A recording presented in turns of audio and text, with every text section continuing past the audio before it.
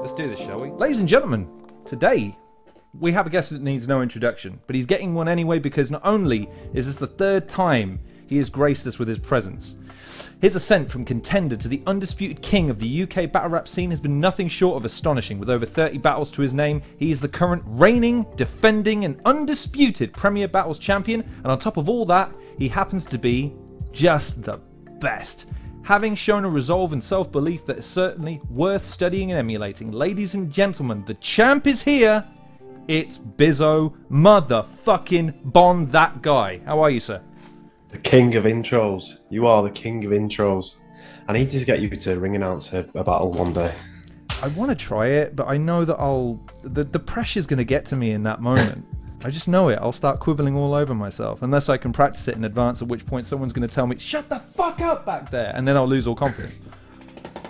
No, we'll give it a go one day. I'll make it happen. We'll give it a go. But in the meantime, we have business to take care of first and foremost, because while you've been away, and you have been away, and we're going to talk about that, you've had 2 battles announced, and both of them, I mean, yeah, to come back with that is pretty fucking insane. So I mean, talk to us about it. What I mean, as far as Bobby Briggz is concerned, which is your most, you know, your next challenge, and then of course Luke Castro after that. So talk to me about Bobby Briggz first, and then your thoughts on Luke Castro in these sort of preliminary stages.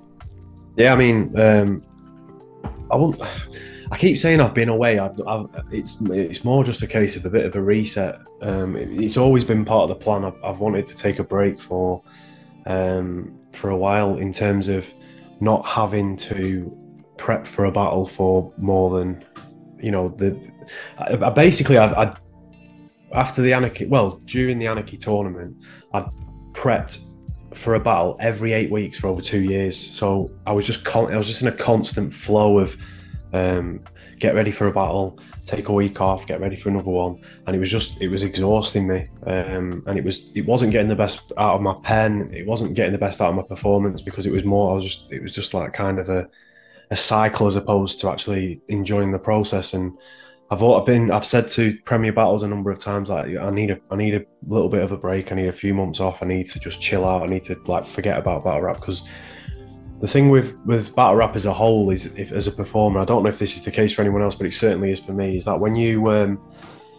finish prepping for a battle, it's hard to switch your brain off for a good couple of weeks. Like you're still constantly thinking of bars, you're still going over performances, you're still wondering how you could have done better in your last performance, and it's kind of just tick, tick, tick, tick, tick all the time. And then you have to give yourself like an extended period. Well, I do anyway. You have to give yourself an extended period of time where it's like you surpass that habit, and then you kind of get a kind of reset and a refreshing mind behind everything, which is what I'd wanted for a while, to be fair. The Yunnan battle that happened, that wasn't originally supposed to happen. That was just a case of we were struggling to match people up from certain teams, and it was proving difficult to get the best fixtures from what we had available. So I decided to do it because obviously I'd prepped for Yunnan a couple of times. He probably had stuff for me ready already. So that was kind of the reason why that battle went down in the way that it did.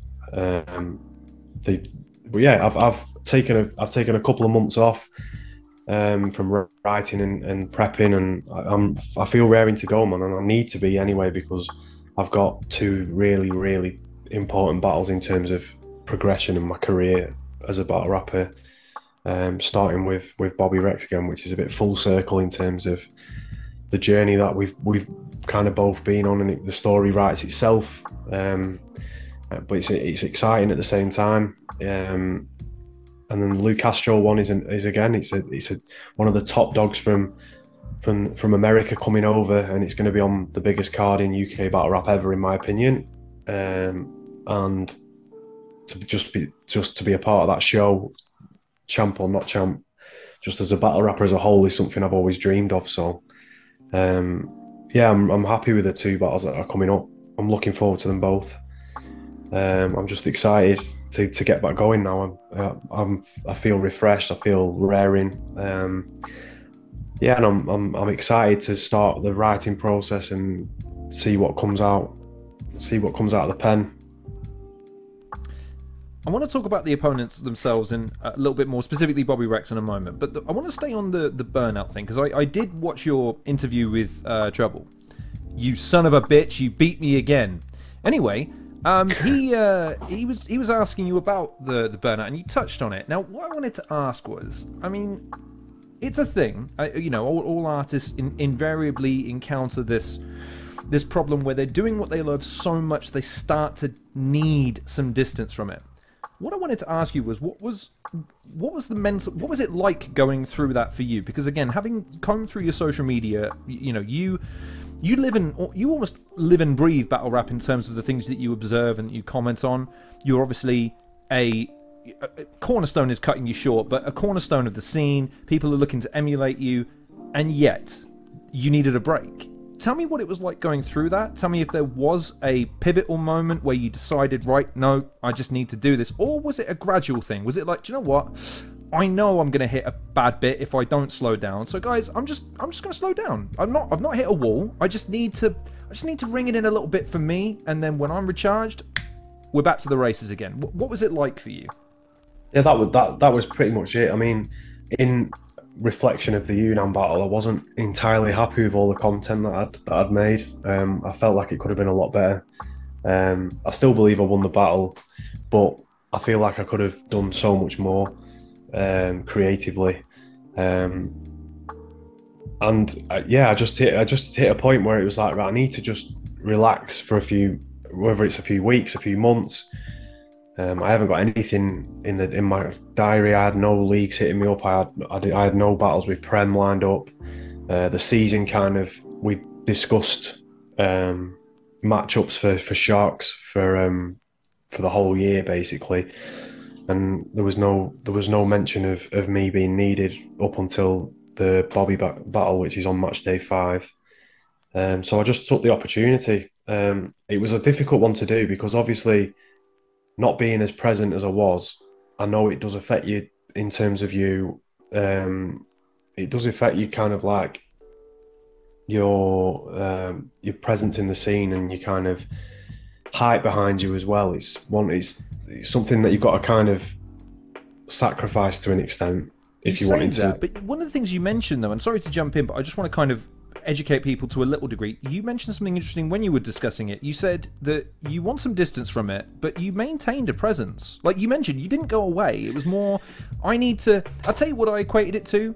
It's like people that turn up to work on their day off. They just want to feel that lack of pressure for a minute, and just to kind of see the wood through the trees a little bit and go, okay, maybe I'm taking it a bit too seriously. Maybe I am going a bit too fast. And maybe it's okay to just take it at my pace. And I thought that was telling because, again, other people wouldn't do that. They'd run themselves into the ground for no reason. But you had the presence of mind and the wisdom to take that step. And I wondered, like, was there a thought? Or was that just a feeling? Was it just something that you felt you needed to do? I didn't want to get to a point where, in similar circumstances, if you were to work a job, for example, and you were working endless hours and you were always around it and your phone was always going off and it was always work ringing, where I'd fall out of love with it. And that was not what I wanted at all. I never wanted to fall out of love with battle rap. So I kind of nipped it in the bud before that happened. And it wasn't, not saying that I was going down that route where I was falling out of love with it, but at the same time, I knew that the amount of battles that I prepped for and performed and how present I was on all the cards, like I was main event on like 75% of Prem's cards last year. I was main event in iBattle in New York. I was co-main event on King of the Dot. I didn't want to just continue to burn myself out and have the fans thinking, oh, there's a Premier Battles card coming up. It's probably going to be Bizzo that's going to be main eventing.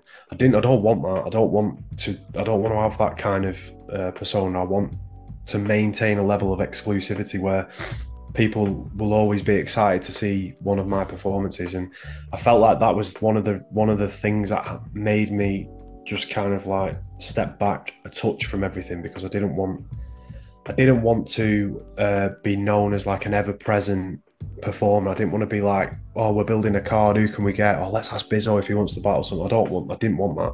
And at the same time, as I said, I didn't want to fall out of love with it when I feel like I'm coming into such a huge part of my career where I could be facing some really, really top names, and represent Prem on some other leagues abroad, or whether it's in the UK or whatever. And I didn't want to fall out of love with it right before potentially what could be the best years of Bizzo Bond as a battle rapper as a whole. So it was a very conscious decision to make, and I didn't necessarily want to do it, but sometimes you've got to kind of like do the right thing and to make a calculated decision, which is what I did at the end of the day. And it's so telling that, because there was a line in your round, first round I believe it was, where you were talking about wanting to go after Quill, but you can't because you've got to finish this story first before you start a new chapter. And that was also telling when you hear the announcement of Bobby Rex, because like you said, there's an inbuilt story there. And in fact, on Trubs' podcast, in fact, fuck it, you should go and check it out since I've plugged it enough at this point. But you mentioned that in his mind, he's out for payback. And it's interesting that you frame it that way, because yeah, the scene needed someone to step up in that moment, and both of you were vying for it in your own way, with your own motivations, your own standpoints, your own growth, your own journeys, and you came out on top. In another life it might have worked out differently, but it didn't. And this, in like you say, in his mind, maybe this is his opportunity after a really good stretch of performances. Same with you. It feels like, in a way, like a boxing match where the two opponents have gone their separate ways and come back, and yet there's still that catalyst, that fire. The question I had for you about that is, what is different for you going into this one versus that one? And what do you think he's garnered based on what you did in that battle and what you've done since? I feel like now I'm the best battle rapper in the UK. That's how I feel. When it was the Anarchy final, I believed that I was, but I hadn't shown it. So now, and that was final vindication of that belief, basically. Yeah. I really came out of nowhere and really showed what I was capable of during that tournament. And part of that story always had to be, I had to take out a big name, because I didn't necessarily take out any huge names on the way to winning the tournament, but winning the tournament itself and against someone of Bobby's stature, and in the form Bobby was in during that tournament as well, was a massive thing for me, and really did set me on credible journey as such.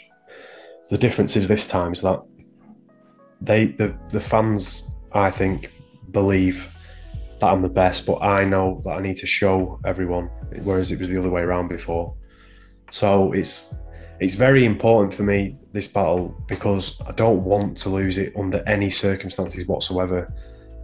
And one of the driving factors behind that is I know how much it will mean to Bobby to get the opportunity to right a wrong, because in my battle career, one of the main motivations for a lot of it is righting all the wrongs that I did.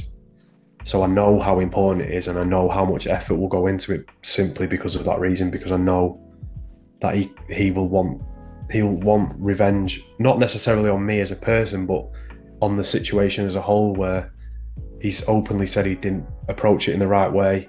He's openly said I was better on the day, and he's openly said that it'll never happen again where he'll ever get beaten.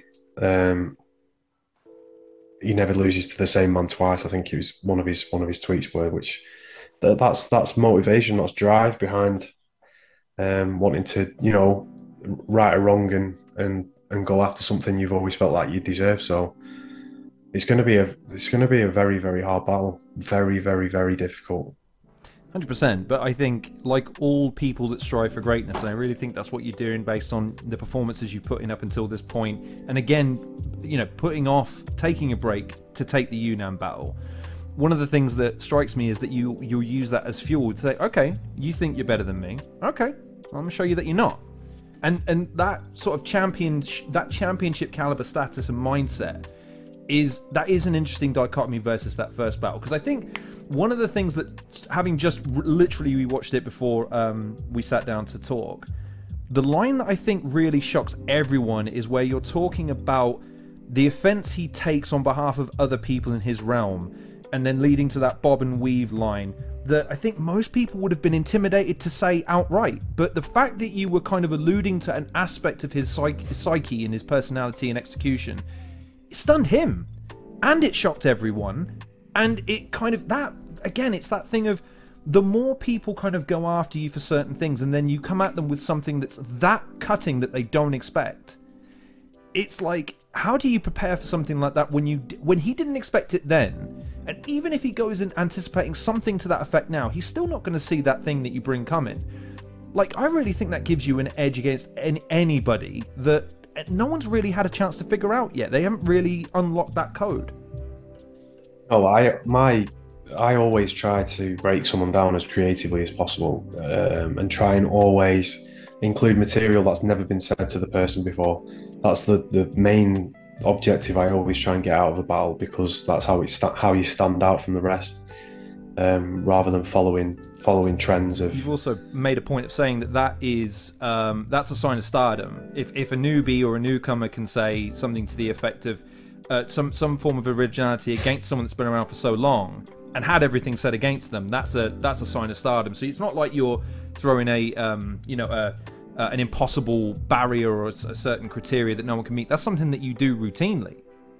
It's what you should do in battle rap. You should aim to break down your opponent in a way no one else has done before, because if you do the same stuff all the time, you'll always get the same results. So if you're always copying other battlers on what their angle is to use against me, knowing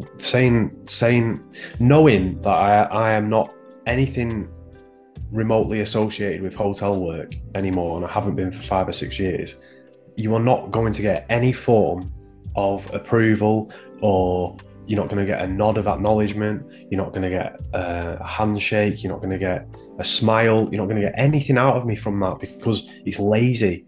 It's lazy writing, because you're just going for an angle that someone else has used, but you're just trying to do it better, and that isn't how the game works.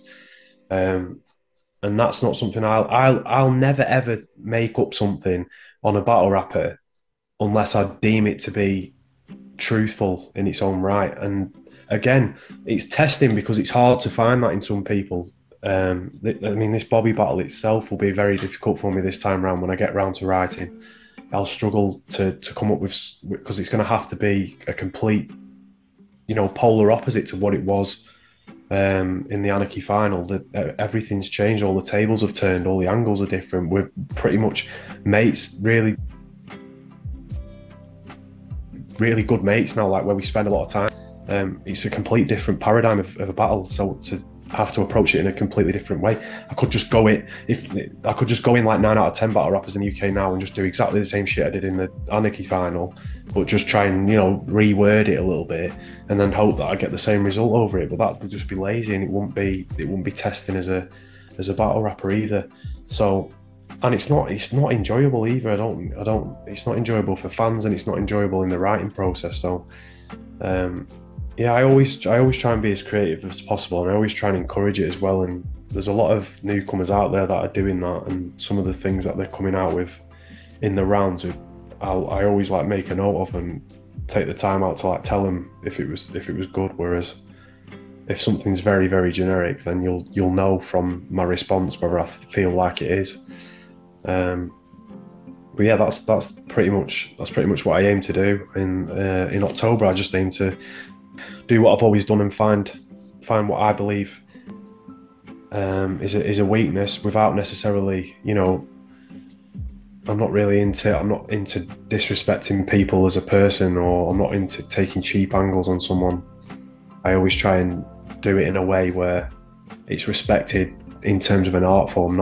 It's not shock value rap. I don't agree with shock value rap in battles where people go out of the way to dig dirt on someone just so they can bring it to light in a public space. And I feel like the game isn't going that way either anymore. I feel like it is being more respected as an art form, as opposed to making people shocked as to what they're hearing by some ridiculous angle that gets blown out of proportion, and then that battle rapper has to live with it then for the next 6 or 7 battles when the next six or seven opponents all use the same thing against him.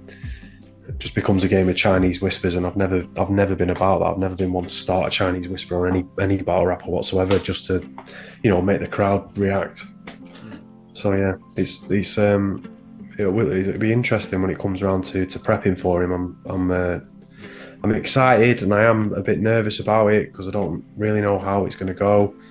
But I just have to dig deep and get the motivation to retain the belt.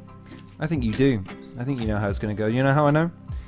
Quote, I don't need to shout about any of my performances in the last 2 years. My accolades and record speaks for itself. In October, you'll all receive a gentle reminder of why I am that guy.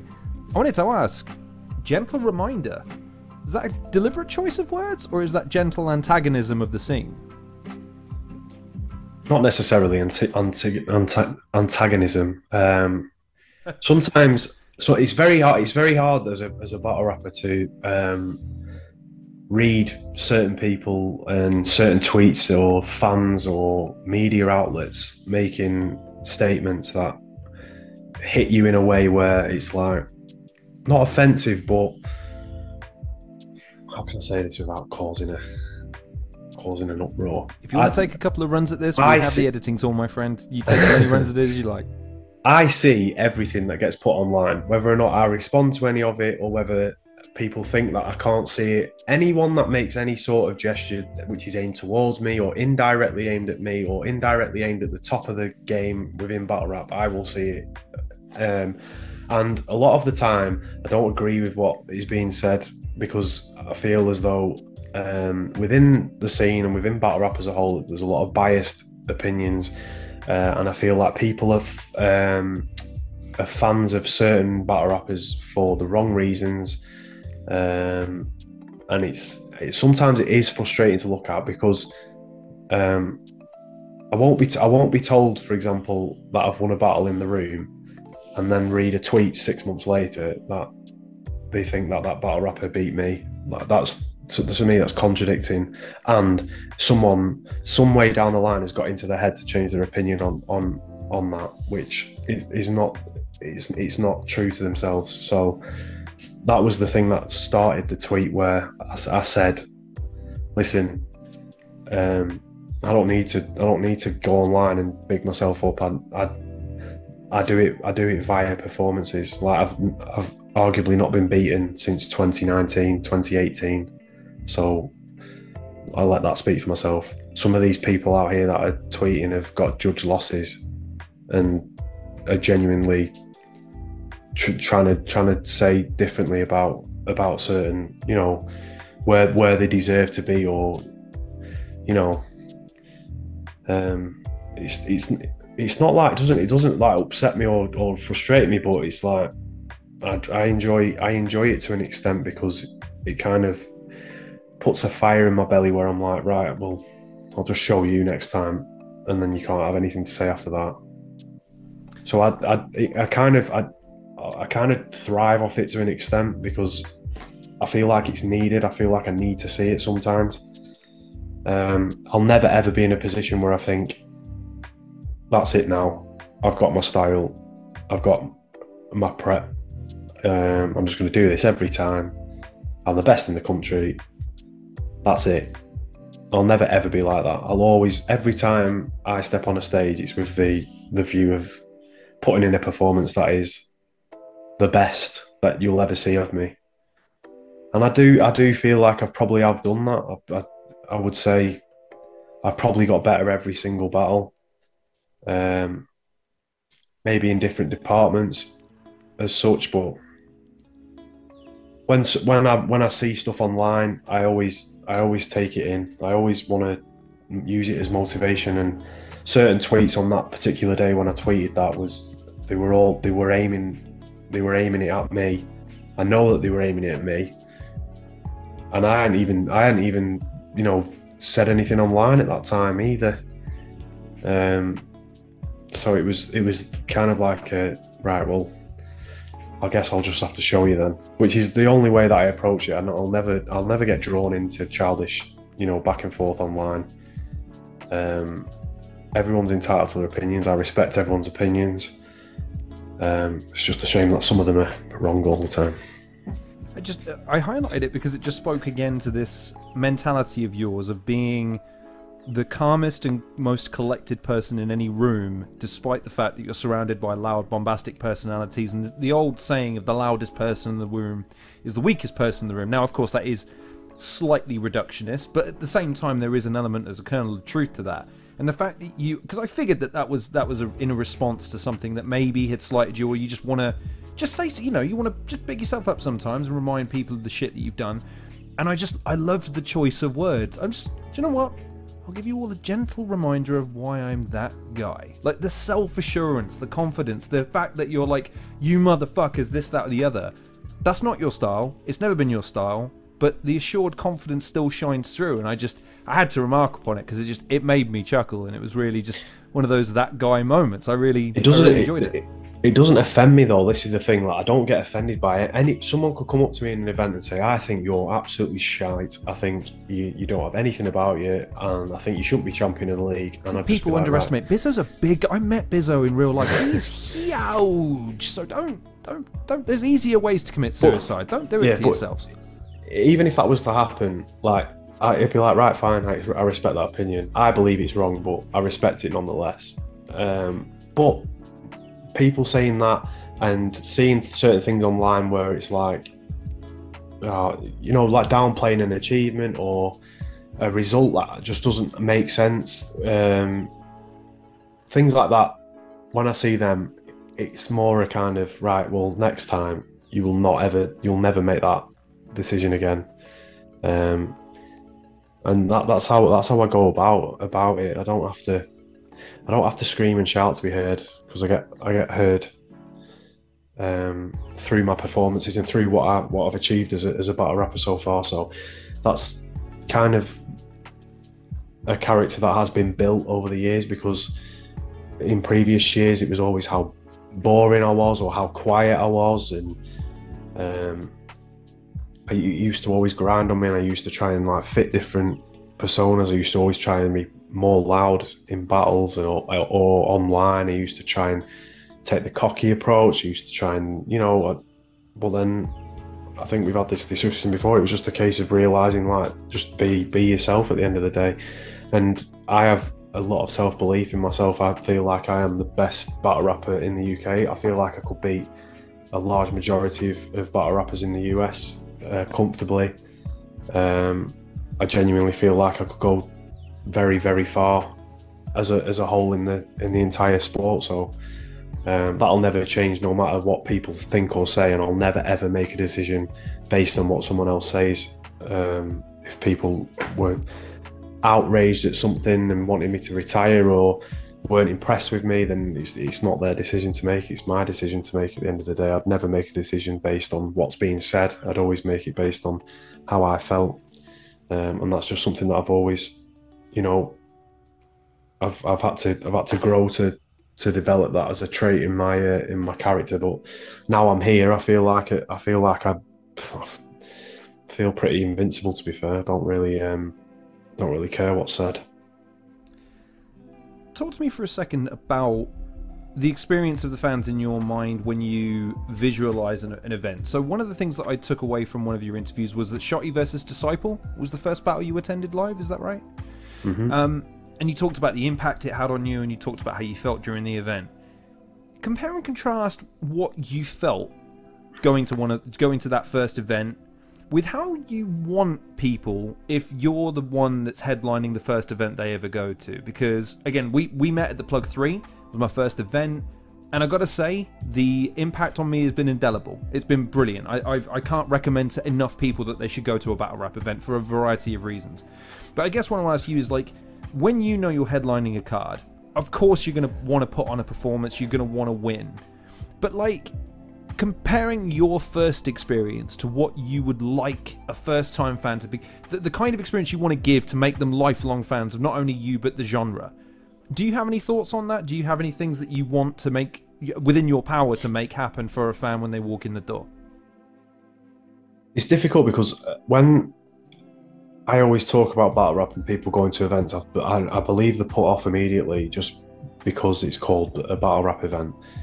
because I feel like as a whole, the environment stereotypically is quite intimidating. I mean, everyone's seen 8 Mile. I know this gets used as the first example when it comes to battle rap, and as a battle rapper, you hear it 100 times when you tell them, "Oh, I'm a battle rapper." They go, "Oh, is it like 8 Mile?" Well, yeah, it is in a way, but sorry, I've got to stop you. How many fucking people really ask that question? I get that all the time. All the time? Yeah. And you don't chase them down the street with a smashed bottle of Hennessy? Because I would.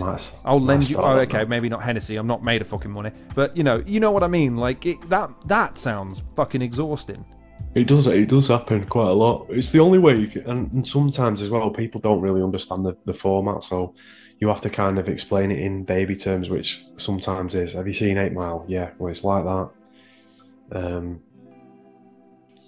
yeah, when you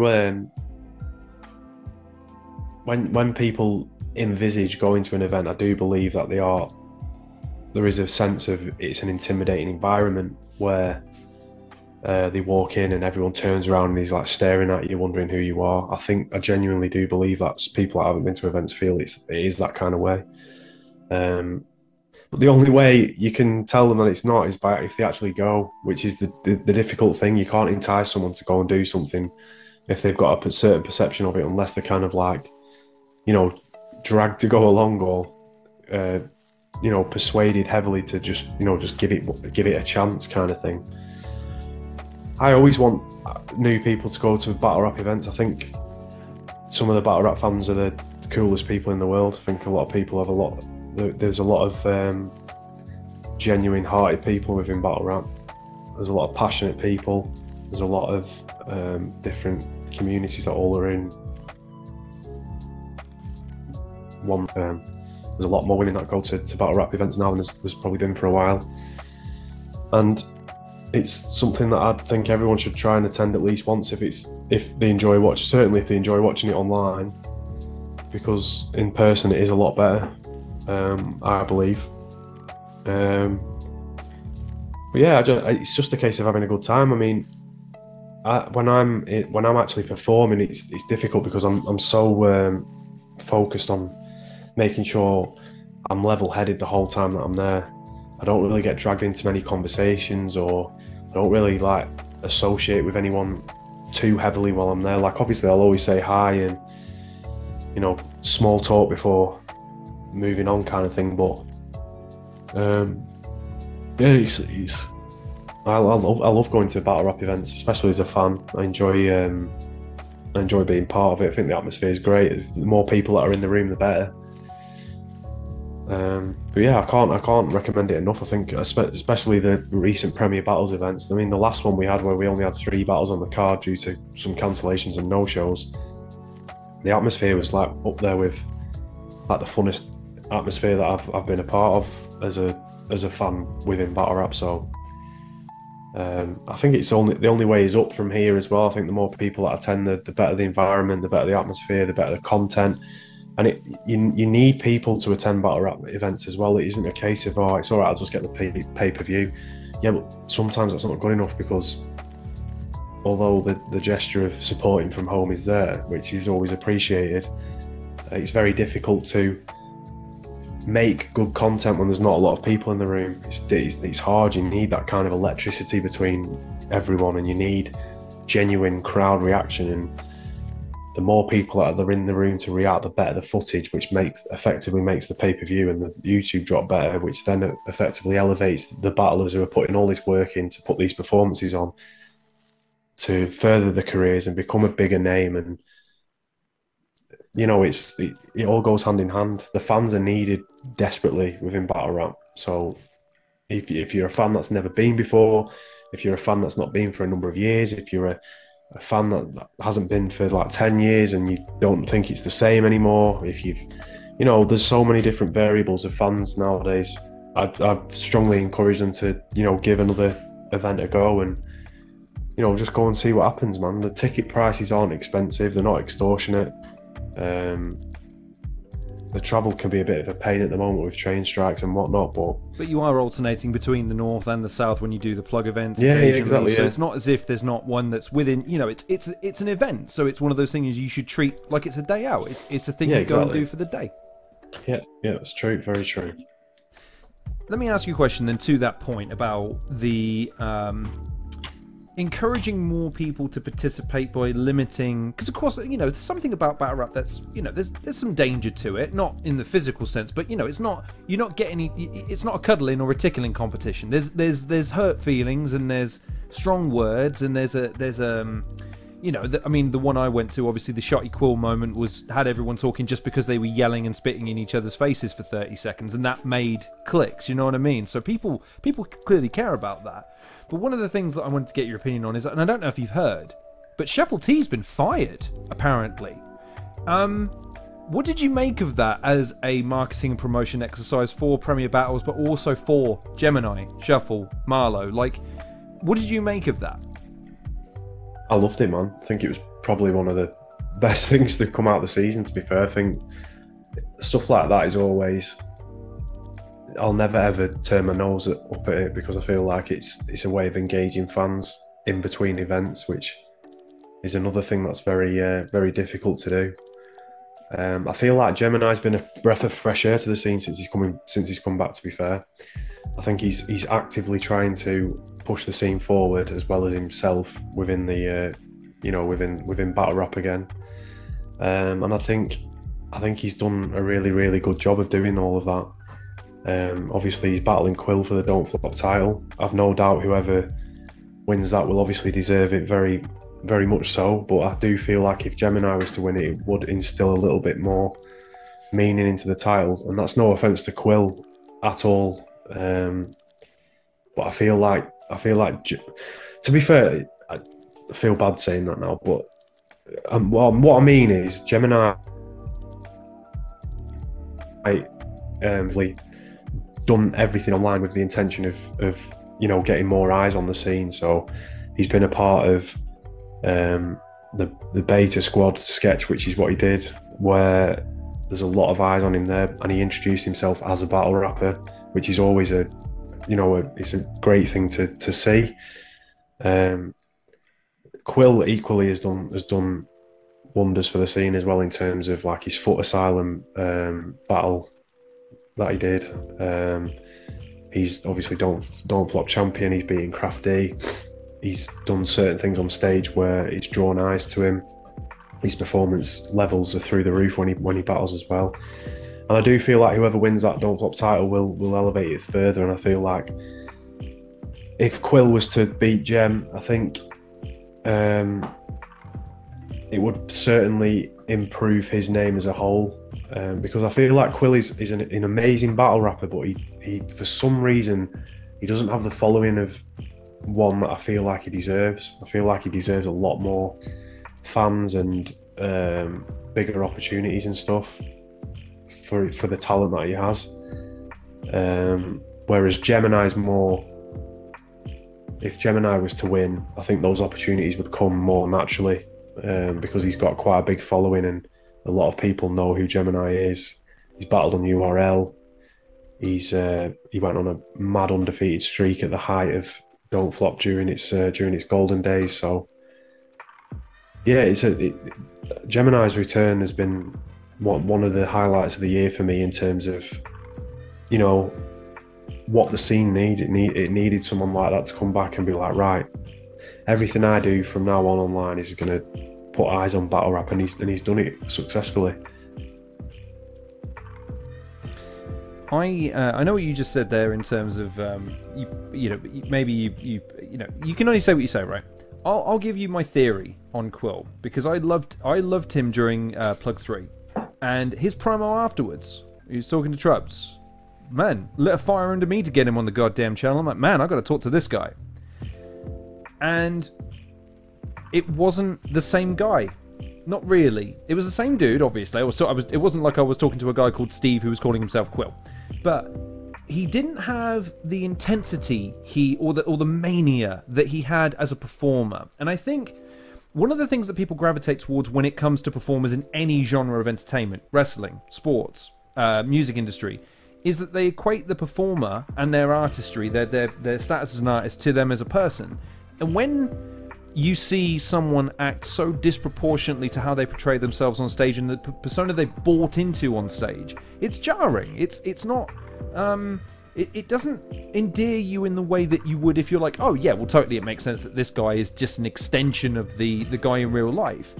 And I would just say to him, like, if that's who he really is, and he wants to be the performer on stage, I think he just needs to do a better job of educating the fandom that that's what he's... those are the two people. He's not the maniac off stage that he is on stage. He is quite a reserved, very polite, fairly insightful, and actually quite a humble guy. Like, when I was talking to him, he was, you know, fairly reticent about giving himself too much praise, which is fine, except for when you're outside of an event telling the whole fucking world you better be putting cameras on motherfucking me, and it's a bit jarring. That would be my... if I was going to give him advice, I would just say, listen, man, try and bridge that gap a little bit. Just bring them a bit closer together, because with you, for instance, I don't think people have that same problem. I think they see Bizzo as you're Bizz, you're Bizzo.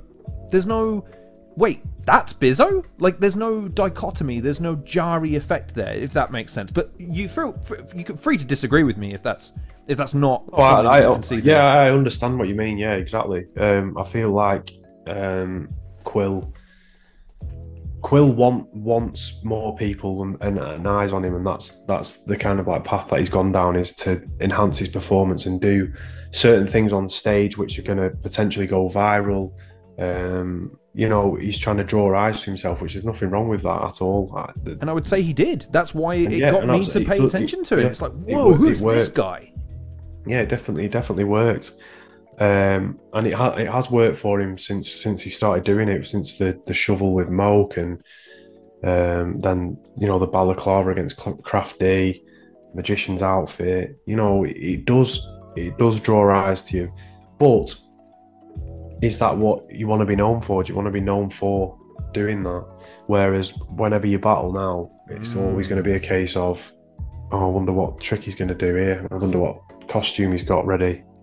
And do you want that to be part of your battle persona? And I think if you were to ask him, he'd probably say no. I think because Quill's a very intelligent writer. He's a great performer. He's an intelligent writer. 100%.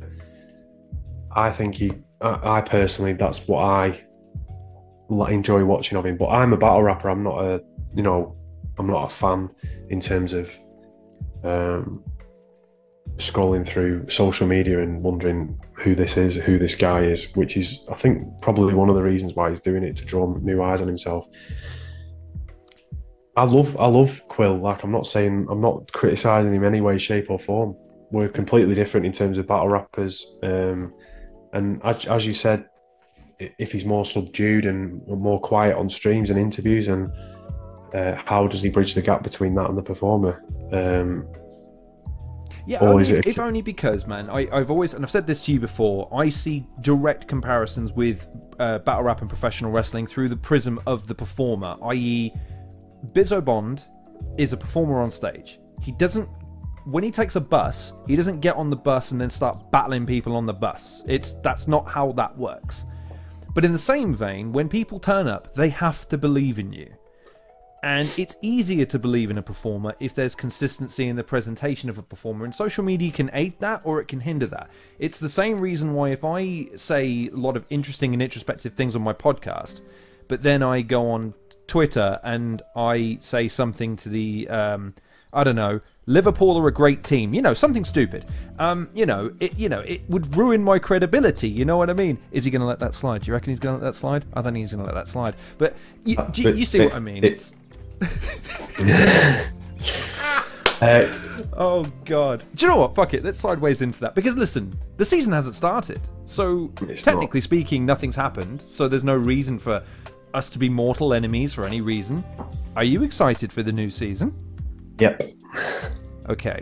Now, as an Arsenal fan, I'm supremely smug at the moment, so I get to say this without really worrying about the answer. Why is that? Because we're going to win the league.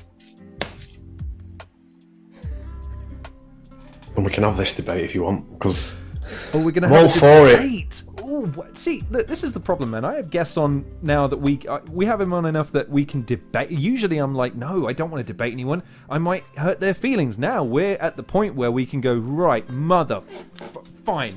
Come on then, give me your best shot. Liverpool will win the league, apparently. They're going to leapfrog us after the season we just had. Go on then, state your case.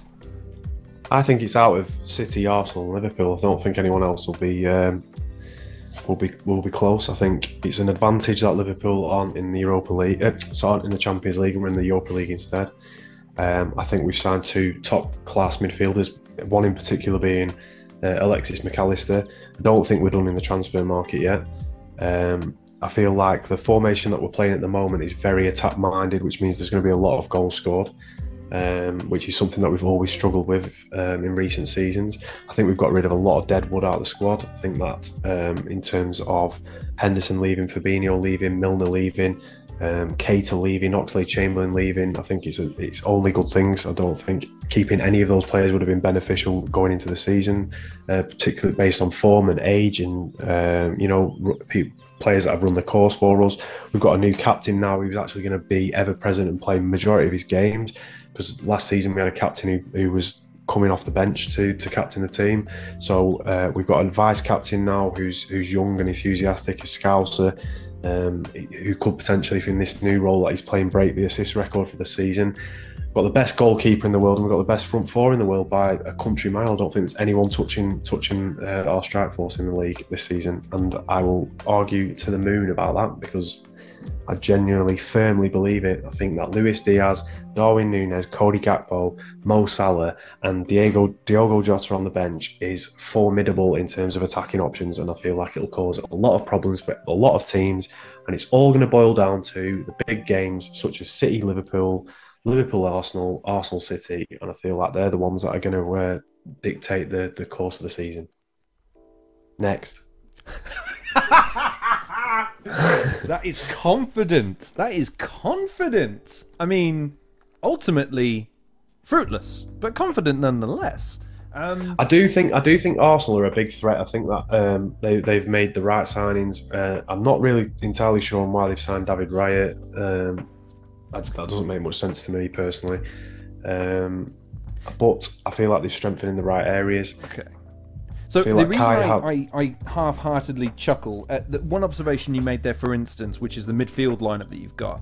Channel I follow, and I've actually just weirdly ended up interviewing most of the hosts at this point, is called Tifo, and they do breakdowns tactically of signings that why they do or don't make sense. And the McAllister signing was one that they were all like, I mean, it makes sense because of all the rumours, but we've broken him down tactically, and he does not make sense for Liverpool in the slightest, so it depends on who they're going to sign alongside him. And then you had the Fabinho, the Henderson stuff, and I got to tell you, man, I don't think you fixed your midfield. No, we haven't. I don't think we have. I think we need a number 6. We need a very strong number 6, which we're in the process of sorting out, I believe. I think that's the key element. Your Lavia signing from Southampton? Well, today we've apparently put a bid in for Caicedo with Brighton as well, which is very interesting. Yeah, but they're talking north of 90 bills, my brother. This is the problem with people that criticise Liverpool, including some Liverpool fans, right? We don't buy players based on how cheap they are. We buy them based on how much value for money we think they are. If we've got a team like Southampton who got relegated last season and signed Lavia for £10.5 million, trying to get 40 million more for him after 1 year where the team got relegated, something I never ever understand. It's a similar situation to when you sign a goalkeeper of a team that went down, or Jordan Pickford being number 1 for England, even though Everton are in a relegation battle every single fucking season, when you've got people like Nick Pope and Ramsdale, who are both top of the league, top end of the table, conceding next to no goals. Why you would still play Jordan Pickford in there? It's the same premise. Why should Liverpool go to a championship club and buy a 19-year-old midfielder for 50 million just because he had a semi-decent good season? But it couldn't have been that good anyway, because the team went down, so it wasn't like a world beater. So I understand it, and I feel like going for someone like Caicedo, maybe we will actually do that and splash the money on him, because Chelsea have made their move. They're obviously tied in negotiations with Brighton for Caicedo. They've put 2 bids in of 85, 90 million, which have both been rejected. Maybe we'll go in with a better package all round and come out with a player. And I feel like that's what Liverpool do best. I don't think Liverpool make bad signings in the market. I genuinely don't believe that they do. And every player that we have signed, you can never say that a player has left Liverpool and gone on to achieve better things as a result of leaving. The only player you can't make a statement like that without giving me prep time. The only player you can say it with is Luis Suarez. That's the only player that has ever left Liverpool in the last 10, 15 years who has gone on to have a more, a better career as a result. Sterling? Well, he won Premier Leagues, brother. Come on now. Okay, I'll give you that. That was around the same time, wasn't it? Within a season of each other, yeah. It was Suarez first, and then Sterling the season after he rejected the 150. He did the interview in front of the picture of the Liverpool clock tower, saying, "I love Liverpool, but 150 grand's not enough." Ooh, yeah, nice. Ooh, not a solid move, brother. But but he's doing well for himself now, and he can barely get into Chelsea's team. So good luck to him. Well, the word is that he's going to be played off the right as the first choice in a new system, but we'll see how it pans out. But no, I was curious because, again, as a Liverpool fan, you went through what it seems to be a regular occurrence for a lot of top flight teams, which is, you have the dizzying highs for a season or two, and then it's like a sugar high, man. We just fucking crash. And I mean, you've seen that with Chelsea, admittedly through bad management. You've seen it with United. You're now going to see it with Spurs, because apparently he's off, we all know who he is, sorry, Kane. He's off to Bayern Munich for the money that Levy wants, but with no fucking replacement lined up. Who else have you got? I don't think he'll go, mate. Sorry? I don't think Kane will go. Well, apparently it's tomorrow. But he's like, no, I don't want to leave until... Well, if it comes to the weekend and we're still here, then we're staying, which is a weird thing to put in, if you really want to fucking leave. But a weird one. Yeah. But you don't think he'll go? I don't think he will. I think he's not pushed for it at all. He's not said, listen, I want to go and speak to Bayern. It's all been Tottenham trying to get enough money, as much money as possible for him, because his contract's running down. It's never been about whether Kane wants to go or not. And I think he genuinely wants to stay. Like, he scored 4 in a friendly recently. I mean, he's obviously not, his head's not elsewhere, is it? So we'll see, though. I think this season's been very interesting with the influx of the amount of Saudi money that's been spent, and I gotta get your thoughts on that, by the way. Sorry to jump in, but I gotta get, as someone who, your team, I don't even think any of our players have gone to Saudi Arabia, which I don't know to take it as an insult, frankly, but never mind. What do you make of that? Like, I know look, it's clearly sports washing, and there's something inherently wrong with a league just deciding to spend all of the money. But like you say, you guys have benefited to a certain degree from it. So what are your feelings on that? It's just the Chinese Pro League all over again. That's all it is to me. We've had it before. Some players will go, some players won't, but I guarantee that 65-70% of the players will go for 1 or 2 seasons and want to come back. And it's just natural. When you leave the top flights of football, whether you're playing for PSG, Juve, Inter Milan, Chelsea, Liverpool, Arsenal, Real Madrid, Barcelona, you can't replicate that in a league like Saudi Arabia or China or Russia. Remember when that Russian team, Anzi Makalali or whatever it was? Yeah. You don't stick around in those places. You go, you make your money, and you want to come back. That's how it always is. And the amount of money that's been offered, you can't turn your nose at it in most cases. It's very difficult to turn that amount of money away, especially if you're someone like Ronaldo or some of the players that have gone over there. Benzema could have been Real Madrid's number 9 for the next 2-3 seasons before the inevitable arrival of Kylian Mbappe. But sometimes you do it for your family and your longevity as a human being. It sets you up for life, that kind of money, and that's why I believe Jordan Henderson's gone, and Fabinho as well. We don't pay very high at Liverpool. I think Salah's our highest paid player on about 300,000 a week, but before that, I think he was on about 200, maybe less than that. So I understand the draw of going, especially. I mean, the Henderson one, it just baffles me. The fact that they've paid 12 million for a 33-year-old man who's well past his prime years. Are they paying for the athletic achievements and the abilities of the man, though, or are they buying something else? I think he's probably gone in for Henderson because Henderson's a leader and he needs a vocal figure in his team. That's my theory behind it. And yeah, it makes sense to an extent. Well, the Saudi Pro League will come and go. It'll probably just do exactly what the Chinese one did. There'll be a bit of hype for it for the next 1 or 2 years because of the players involved, and then it might just trickle out. And as the players all start to leave, it'll just go back to a. Don't get me wrong, it'll build the football over there for the next few seasons. I think you can't say that Chinese football is worse off after what they did. As a result, it's probably more popular now than it was before it happened, and I think that'll probably be the same with Saudi as well. Yeah, I totally see your points. I mean, from my perspective, as someone that found it troubling watching the World Cup and then seeing this, and obviously I used to be a fan of WWE before the Jeddah fiasco. There's just something a little bit uncomfortable about it all for me from the perspective of, like, Henderson in particular, because of his close affiliation with LGBTQ and all of that sort of stuff, and then to sign for Saudi Arabia, where I imagine he's not going to be handed a rainbow armband to wear on the pitch, is just... There's just something a bit jarring about the whole thing in terms of, I get it's an astronomical amount of money. Do not get me wrong. The amount of money they're talking about with Mbappe, for instance, with that deal that he was offered, where it was something like 1,200 quid a minute he was going to earn. I get it. That's a lot of motherfucking money. But at the same time, man, I don't know. Maybe I'm just a bit too Buddhist Zen with this shit. I feel like there's enough money.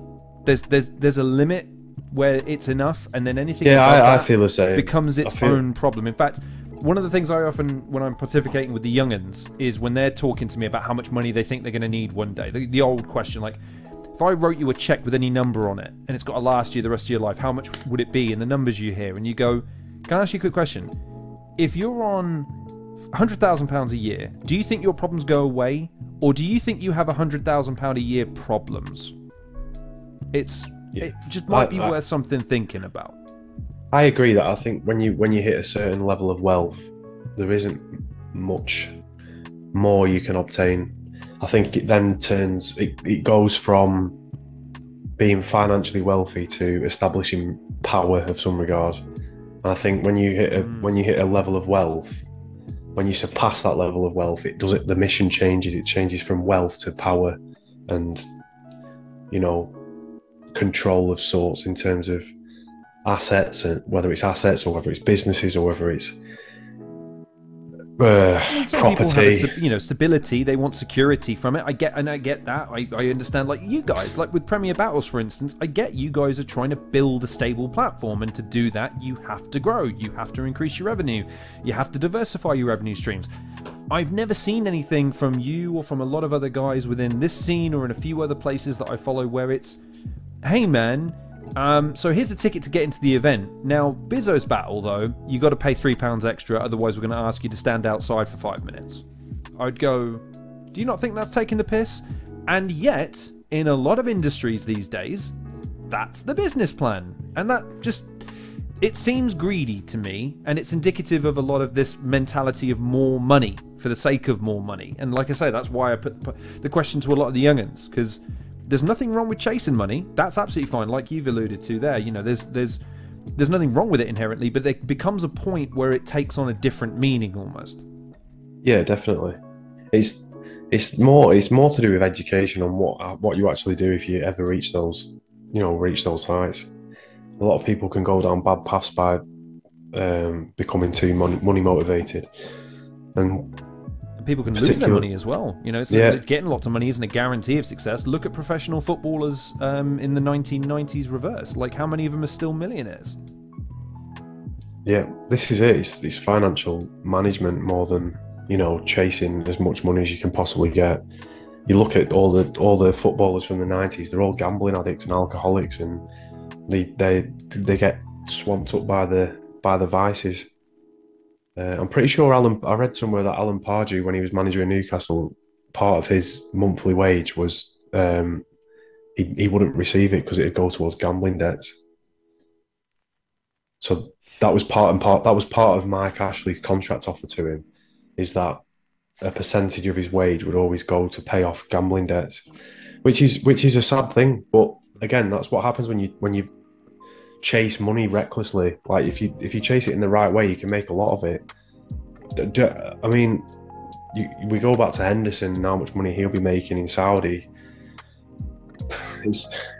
I mean, he'll be earning generational wealth. Make no mistake about that. Yeah, so yeah, from a footballing perspective, he's not going to get that money anywhere else, especially not at the age he's at now. He could have gone to any other club in the world and would have had to take a pay cut, not get paid what he's getting paid now. So from that perspective, from a business perspective and from a career perspective, it's the right thing to do. Yes, he's got some questions to answer in terms of his values, but a lot of them values are politically driven as such, in terms of certain things that have been introduced into the game of football to put it on a global stage. Some things I don't agree with that happen like that. Not saying LGBTQ as one. I mean, fully in support of that. But certain things in football shouldn't be in football. We shouldn't have sponsorships with gambling sites on the shirts. Absolutely pointless fucking thing. And then to ban Ivan Toney for gambling, and he walks out onto the pitch every Saturday afternoon with a shirt on, encouraging him to do it. So all it is a political thing, and again, that's another thing of chasing wealth the wrong way. Like, these gambling companies know that they can make more money because they can highlight the stereotypical football fan who gets up at 11 in the morning, goes and puts his bets on, gets some food, and then goes and watches the football in the pub. I mean, they're not stupid when it comes to stuff like that. But I'm interested to see what actually happens now with Henderson, with his values with regards to LGBTQ, whether or not he talks about it in the press, because he's been slated for it since making the move. However, no one's given him a chance to say anything yet about it. He's not been interviewed. He's not played a game where he could actually make a statement. So I think it's a bit premature to, slate him for taking 600 grand a week for the next 2-3 years, which is going to change his family's life for generations to come, before he's actually had a chance to, say anything. You never know. He might come out and say something in an interview, trying to bring it to light, and he might end up getting sold as a result. You never know what's going to happen. He might do it, and then if that happened, he'd come back as a hero anyway, because he stood up for his values. You don't know what he's going to do. But yeah, in terms I only pose that. Sorry to jump in, but here's my quandary. And look, by the way, football fan. Been a football fan for 27-ish years at this point. And had it not been for a flip of a coin, I would have been a Liverpool fan. I want to let you know that. It was a fateful day where I was watching an FA Cup tie between Arsenal and Liverpool, and I turned to my mum and I said, "Which side do you like, Mum?" "I support Arsenal." "I'll support them then too." And my brother was there. He's like, "Well, I'll support Liverpool." And we diverged from there. So, listen, I have a lot of love for Liverpool from a family perspective, but I think this is what non-football fans kind of get confused about, which is that is not receiving outcry from football fans. But if Henderson had still left Liverpool with a good season behind him and signed for United, Everton, he wouldn't be able to live in Liverpool anymore. And that they find that confusing from an outlook perspective. Like, why would football fans get so mad at him for just playing for a different team, and yet in this context they are willing to look the other way from again, for his benefit? Like, no, I've got nothing but love for the guy. He can go and earn the money he wants to earn. I mean, not that I'm asking you to justify that, because I get it. It's football tribalism. We're all subject to it. I'm still not over Van Persie signing for United. Still not over that shit. And Tottenham are never going to be over Sol Campbell signing for us. So But isn't that weird? Isn't that a weird thing that we have as fans about our teams, that we feel so passionately about them within the sphere of football, but when it comes to the outside of it, we're a little bit looser? Because football fans don't care about stuff like that. This is one of the things that infuriate me, is that football is like a game to be enjoyed, and in a lot of perspectives of, you know, working class people, which is where the game originated from. It was a working man's sport where it'd be their Saturday off after work and they'd go out and watch the match.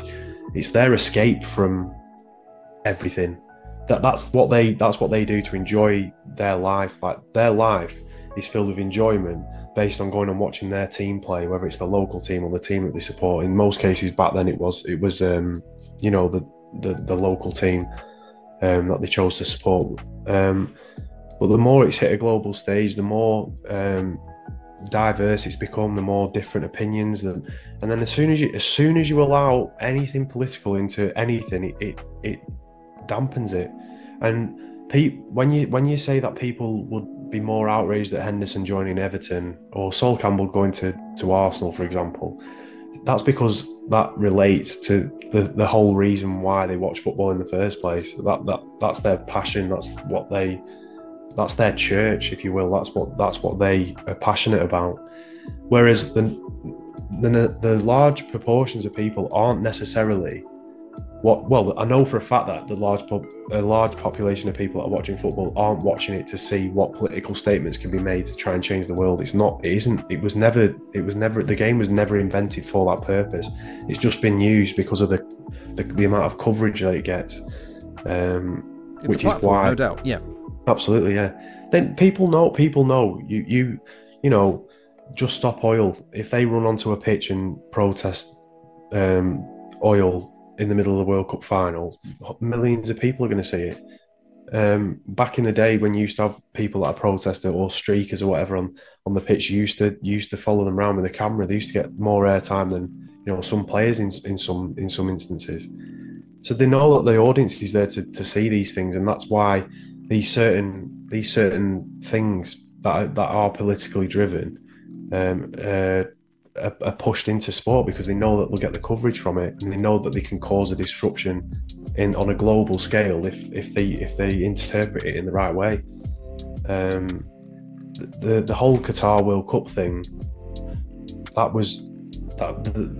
it was more based on the fact that we're going to a country where being homosexual isn't accepted, more than the actual World Cup itself, where could England actually win this, to the point that it was like, yeah, England could win this World Cup, but it doesn't really matter because they've done it in a country where they shouldn't have really gone over anyway, because they don't support homosexuality over there. So, but I take your point, and I'm sorry because I want to just interject something just to see how you feel about the interjection, because I'm not that I'm arguing the devil's advocate side of things, and I don't know how much we'll make this next point, and then we'll switch to something a little bit more close to home. But I take a lot of what you're saying from the fans' perspective. With regards to the participants, though, I think it's fair to say a lot of footballers are acutely aware that they have a platform. That's why they leverage it to get deals and sponsorships and things of that nature, and they also use it to make their own statements. I mean, you know, I think rightly so, the kick it out stuff wasn't working, so the take a knee stuff was just a way of elevating the whole discussion about racism, and I think it had its pros and cons, but it was something that they wanted to explore, and there's nothing in the rules that said they couldn't do it. And you also have to at least for me, you have to consider why Qatar wanted to host a World Cup in the first place. Because I think in of itself, that's them making a statement of sorts that they're merely using the sport for. And what I'm saying there is, yeah, I don't begrudge people for not wanting to get invested in the debate between those two sides. That's fine. I don't mind if people don't want to get involved in that. I would get mad, though, if the thing I loved was being used to further a political discussion. Like, that's why I got mad with WWE, because it was a thing where they were using their clout to further a political statement of sorts, rather than just staying an entertainment entity. But that's where it becomes a case of people are accused for supporting the wrong answer, if you will, simply because they're sick of being drawn into a political thing to enjoy the thing that they love. That, like with WWE, the values of going over to Saudi Arabia and the women having to cover up to perform and things like that. It's a difficult one, and the be all and end all of it is that it's all financially driven. That's all it boils down to. WWE would never go over to Saudi Arabia if Saudi Arabia weren't willing to offer hundreds of millions of dollars to do it. The Qatar World Cup would never have happened if people within the FA weren't bribed off to fix the draw and the vote so it'd happen. And it's the same. It's the same with, I mean, players further their careers doing it, you know, taking certain sides and things like that. And no doubt they get people whispering in their ears to say, oh, when you're next in your interview, say this, or, you know, stay away from this topic and we'll pay you this much. Don't mention anything about how gambling's bad for you and we'll pay you to not get drawn into it.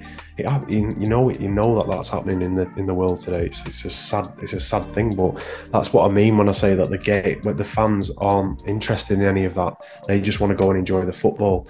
But unfortunately, like most things, there's a lot of conflict and a lot of divide within all aspects of life, not just necessarily football, where it's difficult to to shut off from it, and sometimes you have got to actually listen to it.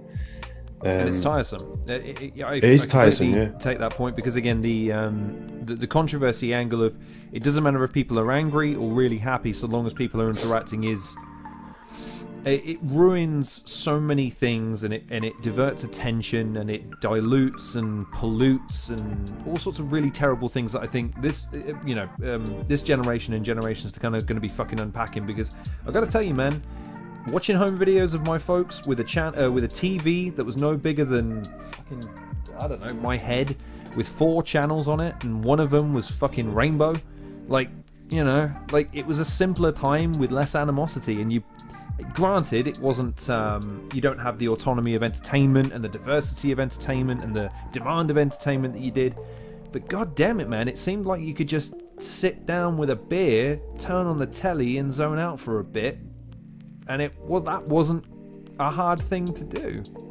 It's a weird one. Yeah, without getting too deep into it, it is a case of, in the world today, there are narratives being pushed, there are certain political groups being pushed, there are certain things trying to cause disruption and trying to cause outrage within the public. It's a known fact and a known given that this is happening, and people are weaker when they're divided into mini segments. Like if everyone agreed on the same thing, it'd be very hard for people of power to push anything to fit their own agendas for their own benefit. So to keep everyone divided is always been the goal, in my opinion. And I feel as though football, especially, once you introduce all these certain groups and how you should accept this and accept that, if you're a football fan, you'll accept this, even though it has nothing to do with football whatsoever. You're going to cause divides, and effectively, I think that's just what the goal is at the end of the day. And I think it'll always be the case. I don't think it'll change anytime soon, unfortunately. All right then. I think Bizzo's right. I think we'll call time on the deepness of that discussion. Let's bring it back to something that's been sticking in my craw since the first time you and I had a conversation. The first time we spoke, you said you'd never tried a cup of coffee. The second time we spoke, you said you tried a cup of coffee because you made one by mistake and tried it. I have to ask you now, Bizzo Bond, as you live and breathe, have you finally tried a proper cup of coffee? No. God damn it! Don't need it. But you've had a crappy one. I love tea. I like a good brew. I'm northern. And you can still wake up in the morning, brew, but you could just brew. do your Uncle Lorne a favour and try a Guatemala mix, a Colombian deep, a French roast, something with quality. What's the one where the cat shits it out and then you have that? Because I'm not trying that. Is that the image you conjure up when you think of coffee? Is that why you don't go in for it? You just think of a cat's anus? I think of a cat's anus a lot.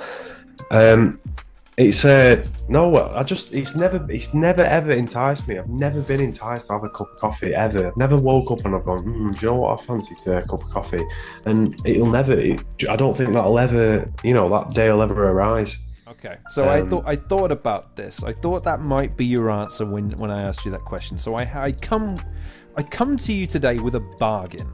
Okay, I'm going to suggest something so that we can both get over our own proclivities, our own biases, our own inherent restrictions in our ability to widen our palate. So I will make a bargain with you.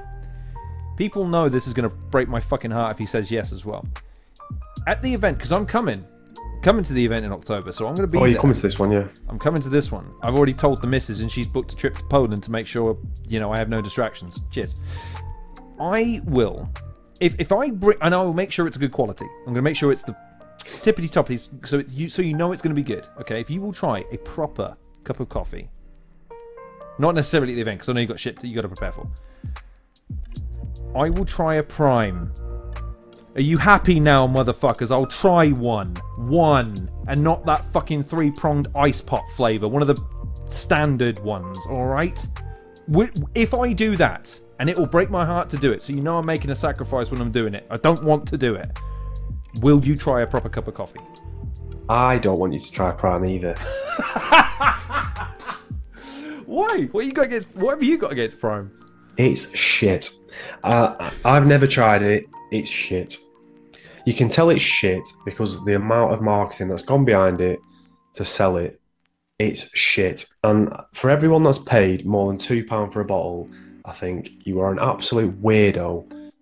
And in 20 years' time, your kids are going to look back and laugh. They're not going to be grateful for you buying a bottle of Prime for £350. They're going to resent you for it.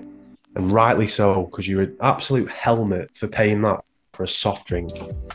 Get it in the bin. Logan Paul is a great wrestler. I'm not taking any form of nutritional advice off him or KSI. Just throw it away. Drink this. This is good for you. Buxton. I mean, there's a lot to there's a lot to unpack with those statements. Number one being, right, guys, I'm going to say something controversial and I don't care. Logan Paul is not a good wrestler. He's a competent wrestler in the ring with Ricochet, who is a fucking superb wrestler. Yeah, Ricochet is a superb wrestler. However, I am very impressed with how quickly he's picked it up, to be fair. A few moments later. No, in terms of ability compared to amount of years in the business, I do think he's good and competent, as you said. Wrestlers all hit the primes in the mid-30s, don't they? Really, a lot of them. It's very rare that you get like a wrestler who's a superstar in his early 20s, mid-20s. So yeah, I doff my cap to him for that. However, Prime is shit. That's it. This is the thing. So I mean, for kids of a certain generation, they wouldn't understand this. There was a time, children, when Tesco's used to sell something called Kick or Red Rooster, and they used to sell it in litre bottles, 2 for £1. So much so that kids of my generation started getting seminars about how much of this stuff you were drinking, and it was giving kids, like 15 and under, kidney stones. So I grant you, I'm not necessarily the generation to pontificate about the ills of a particular branded drink. However, yeah, when I hear about the prices this stuff is going off for, and I'm like, guys, you're lining the pockets of a frizzy-haired fucking moron. Yeah, I got nothing for you, because it's a fad, it's a thing. I get it. They want to be cool, and if they're drinking Prime, I mean, fuck me, Arsenal got Prime as a sponsor now. Breaks my heart, really does. But the point I'm making is that that's how much I want you to try. I want you to try a proper cup of coffee, man. I'm making it a mission in my life now.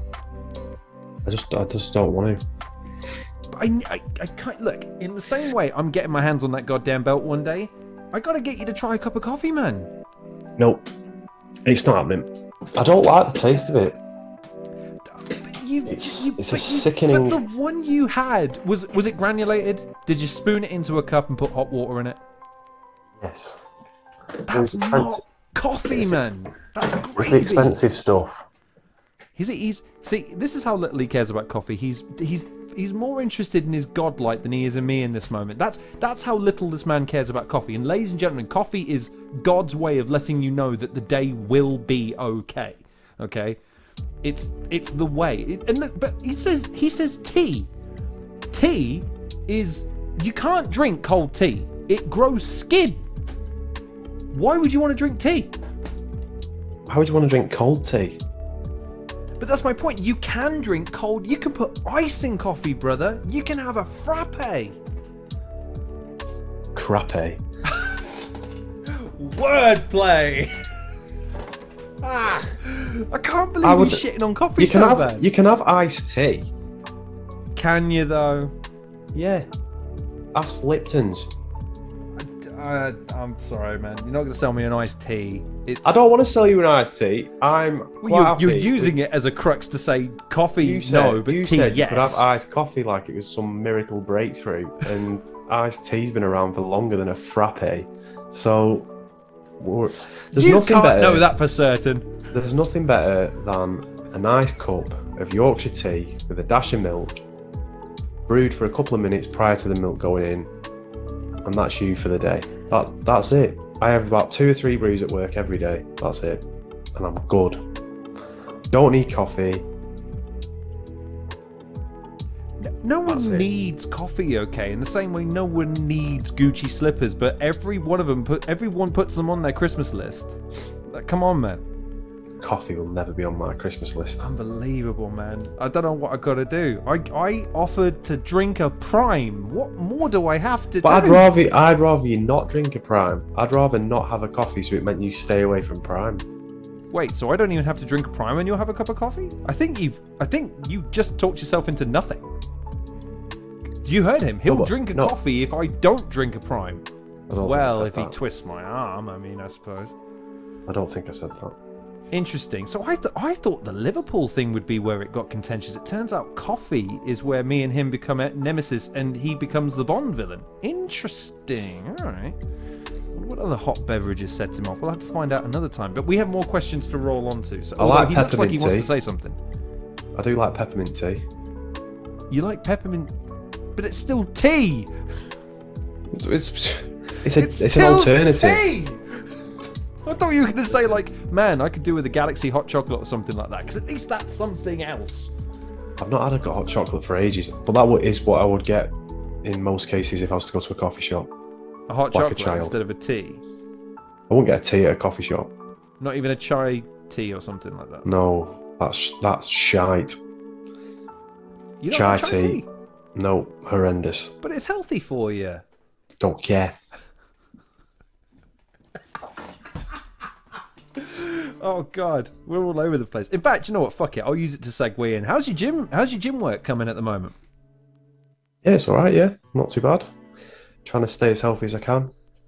You know, I'll throw in a bro. It is a podcast after all. How much are you benching? Sorry, let me get this right. Bro. Is that how the kids say it? I think that's how the kids say it. But how much are you putting onto a bench and lifting repetitiously? I'm not very high. Well, my goal is to get to 100 kilos. I'd like to be able to bench just over my body weight, and I'm on 87 and a half at the moment. I'd have thought you'd have cleared 100 easy, brother. Why? What are you struggling with? I've never had strength. It's been a very long process to get there. I used to be 3% body fat when I was 18.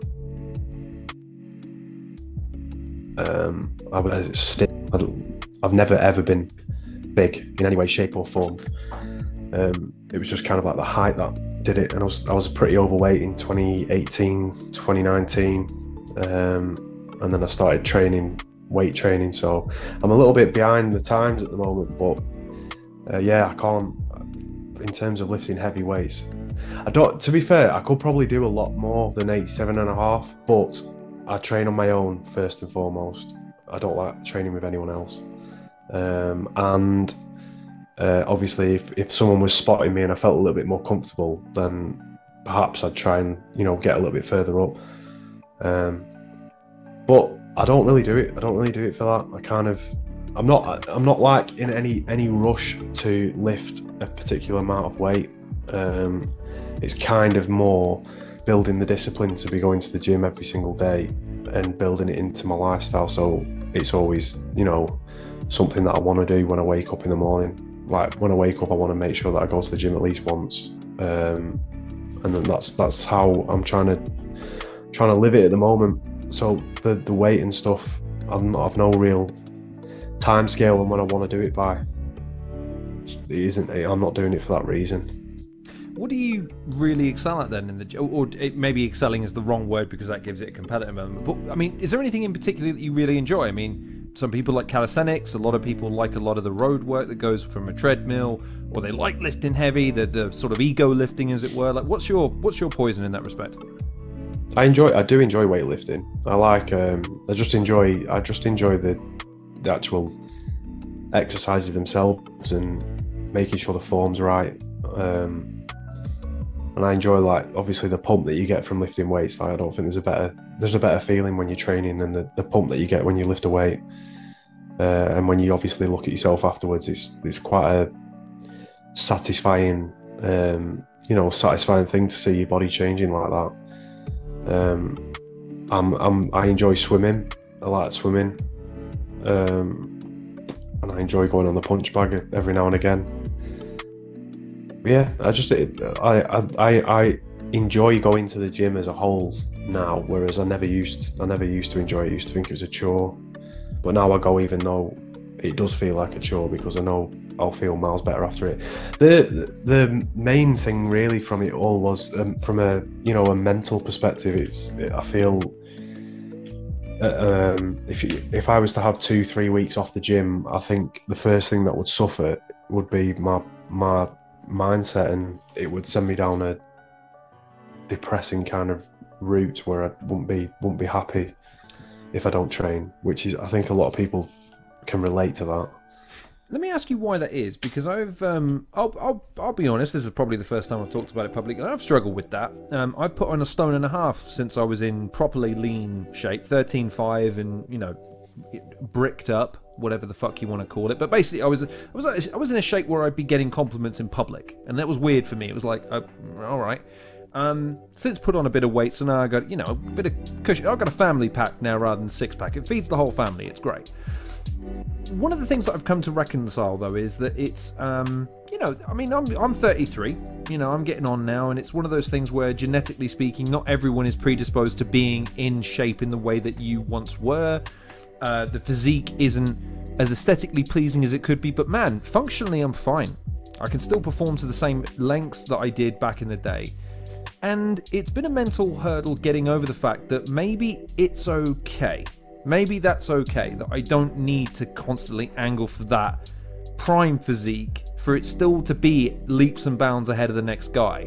So when you say that mental aspect of, if you didn't go for a couple of weeks, some onset would set in, like, what is that? Like, is it a fear that you'll properly regress back to what you were, or is it just what is it? Like, what goes through your mind?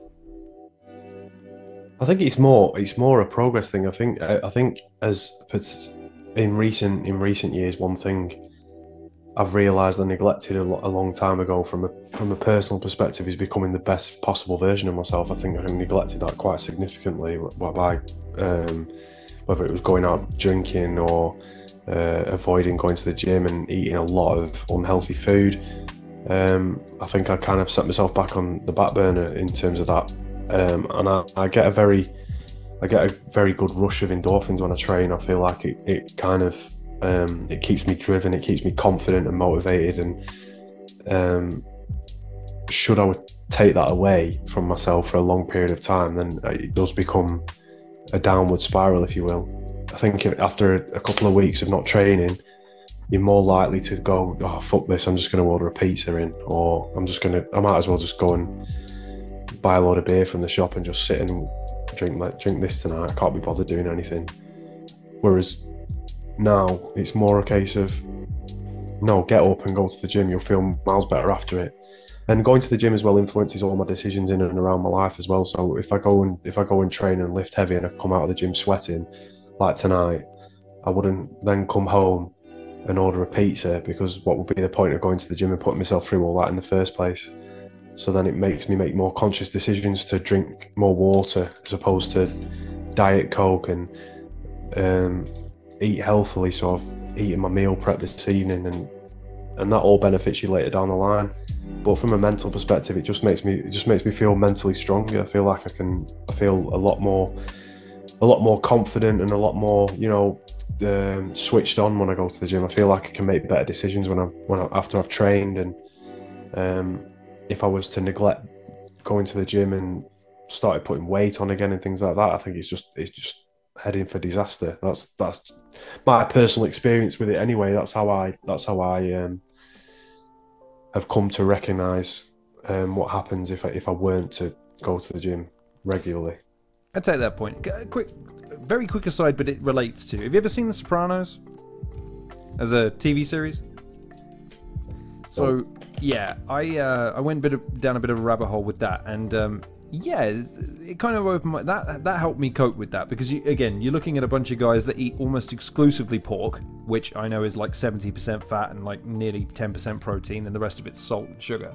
But they maintain a presence that I think this generation has kind of been indoctrinated to a certain degree to think that if you don't have a trim physique or you're not presentable in a certain way, you can have no charisma, or not the same charisma.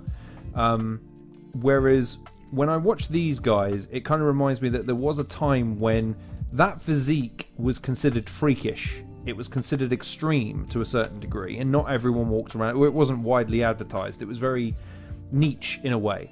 And I wonder whether or not it's a good or a bad thing. It's swung the other way. Maybe it's cyclical, but I don't know. That's what I guess. That's what I'm trying to say. That's a different thing, though. That's focusing on competing against other people, whereas what you should be doing is competing against yourself. And it took me a very long time to realise that the only competition you should ever focus on is the version that you were yesterday.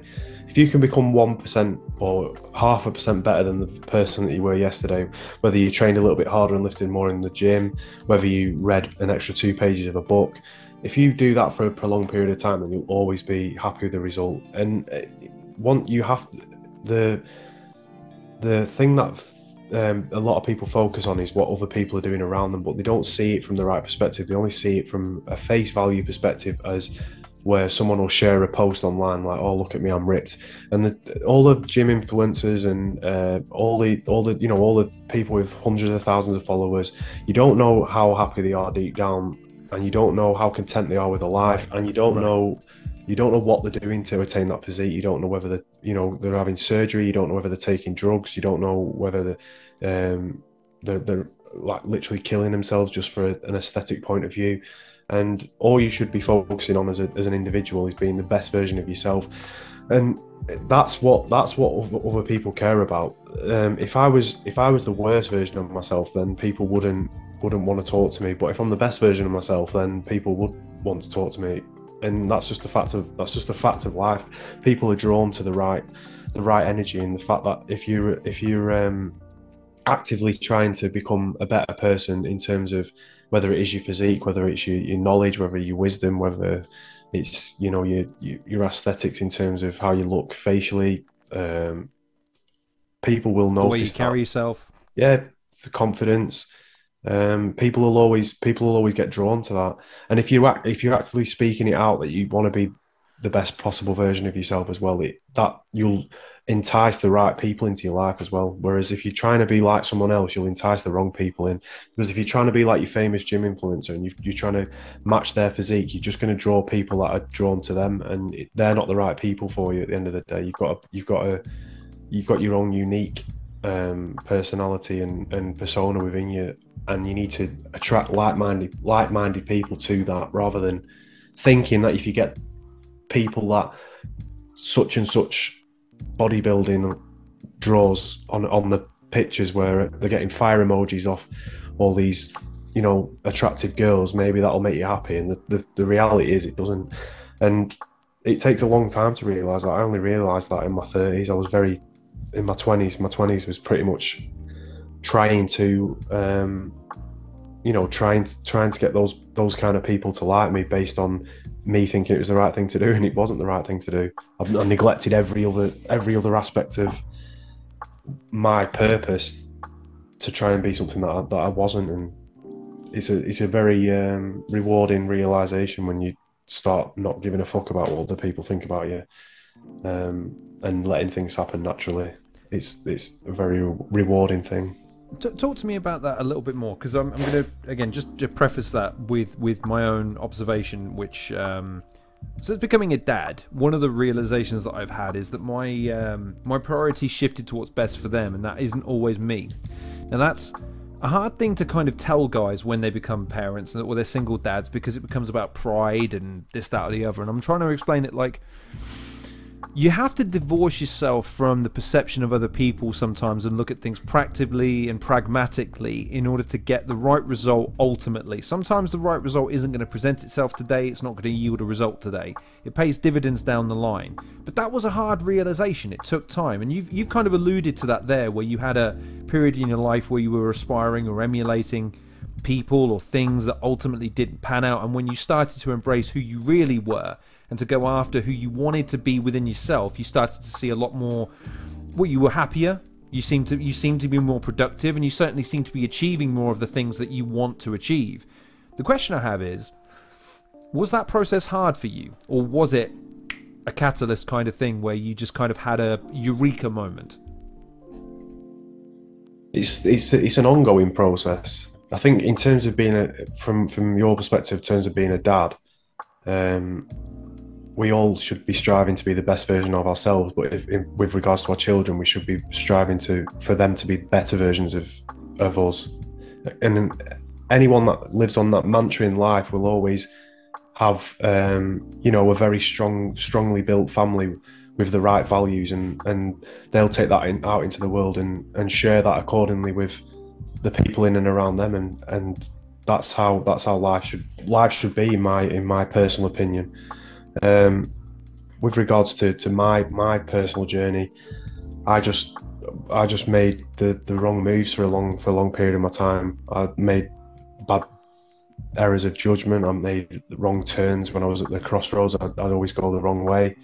I'd always listen to what people thought I should do rather than what I wanted to do.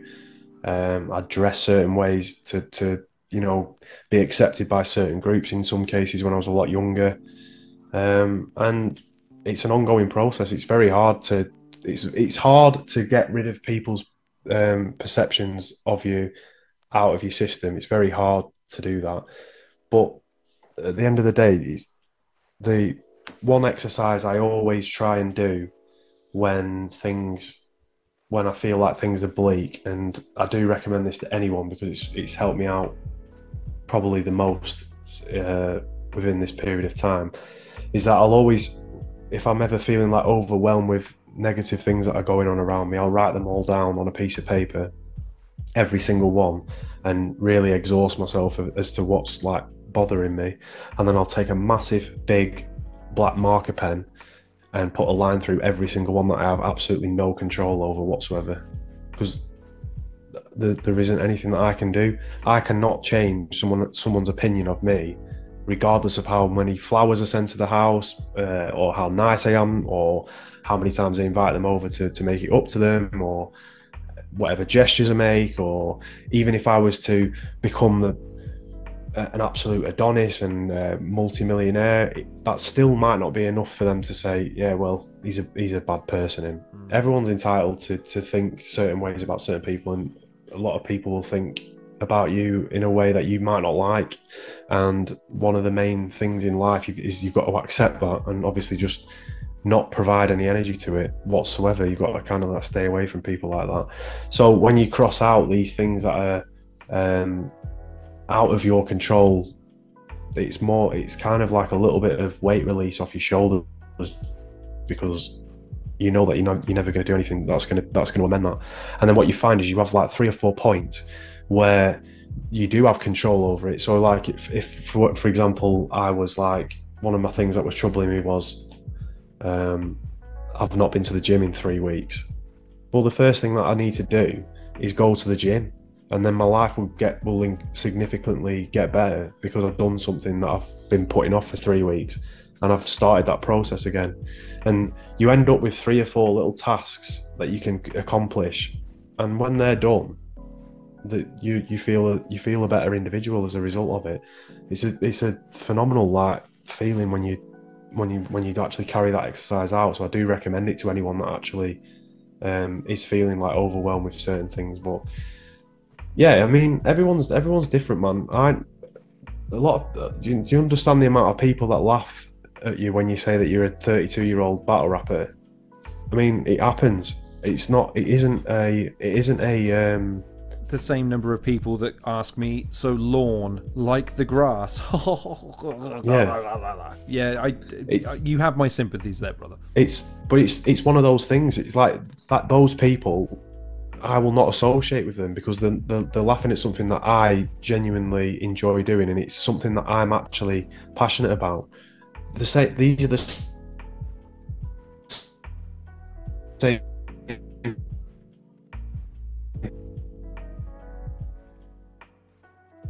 Criticizing you or laughing at you or whatever. You don't need to impress that person or that individual. You don't need to change your life to benefit their opinion of you, because at the end of the day, it doesn't matter what you do. You could end up going from Subway to £100,000 a year job, and they'd still have some way of saying, yeah, well, it's not this, is it? It's not X or it's not Y.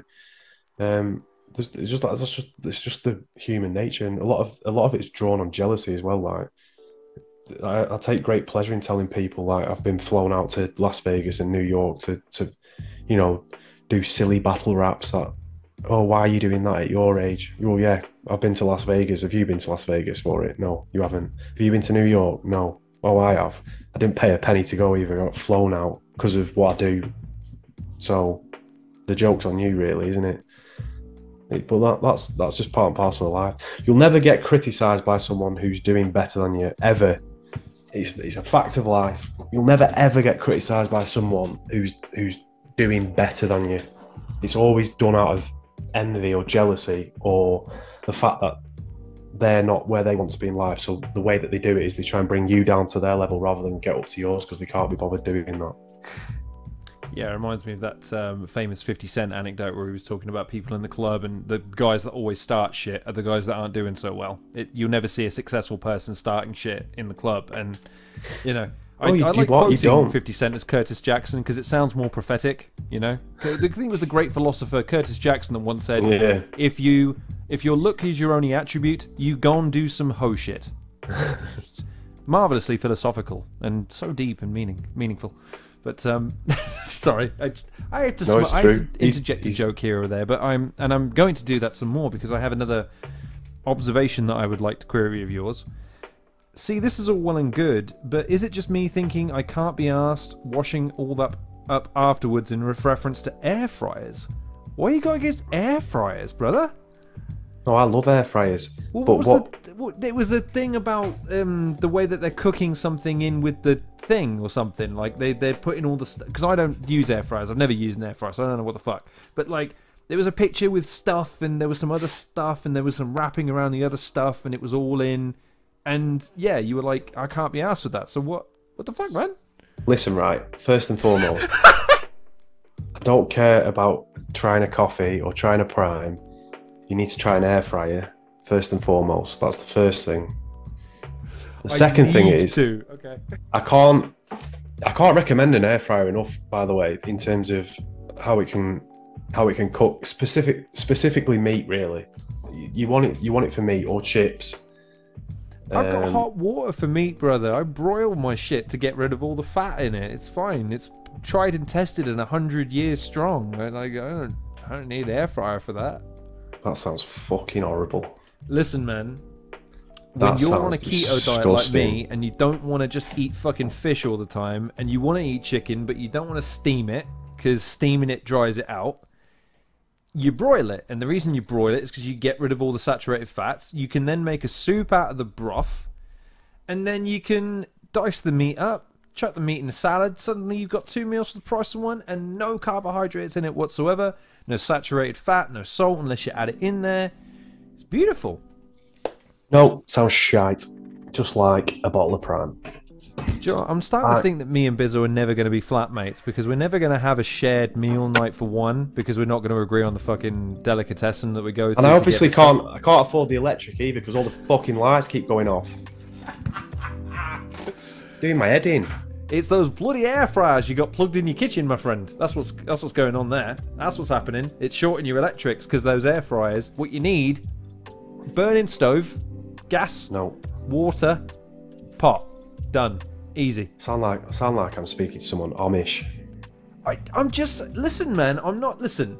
Let me clarify. I'm not going Liver King levels of you should just find wildlife and consume it whole. Like, I'm just saying, like, there's this stuff's been around for a while and people, it's just not trendy. It's like, oh well, I'm not going to do that because that sounds. My 6-year-old will eat this stuff, and she only eats exclusively McDonald's and processed crap. But she'll eat it. Oh, I fully endorse eating whole foods and things like that, and a lot of animal protein. Like that's me all over. But an air fryer is a very good way of cooking chicken and stuff, especially with fat in, because it sends it all to the bottom.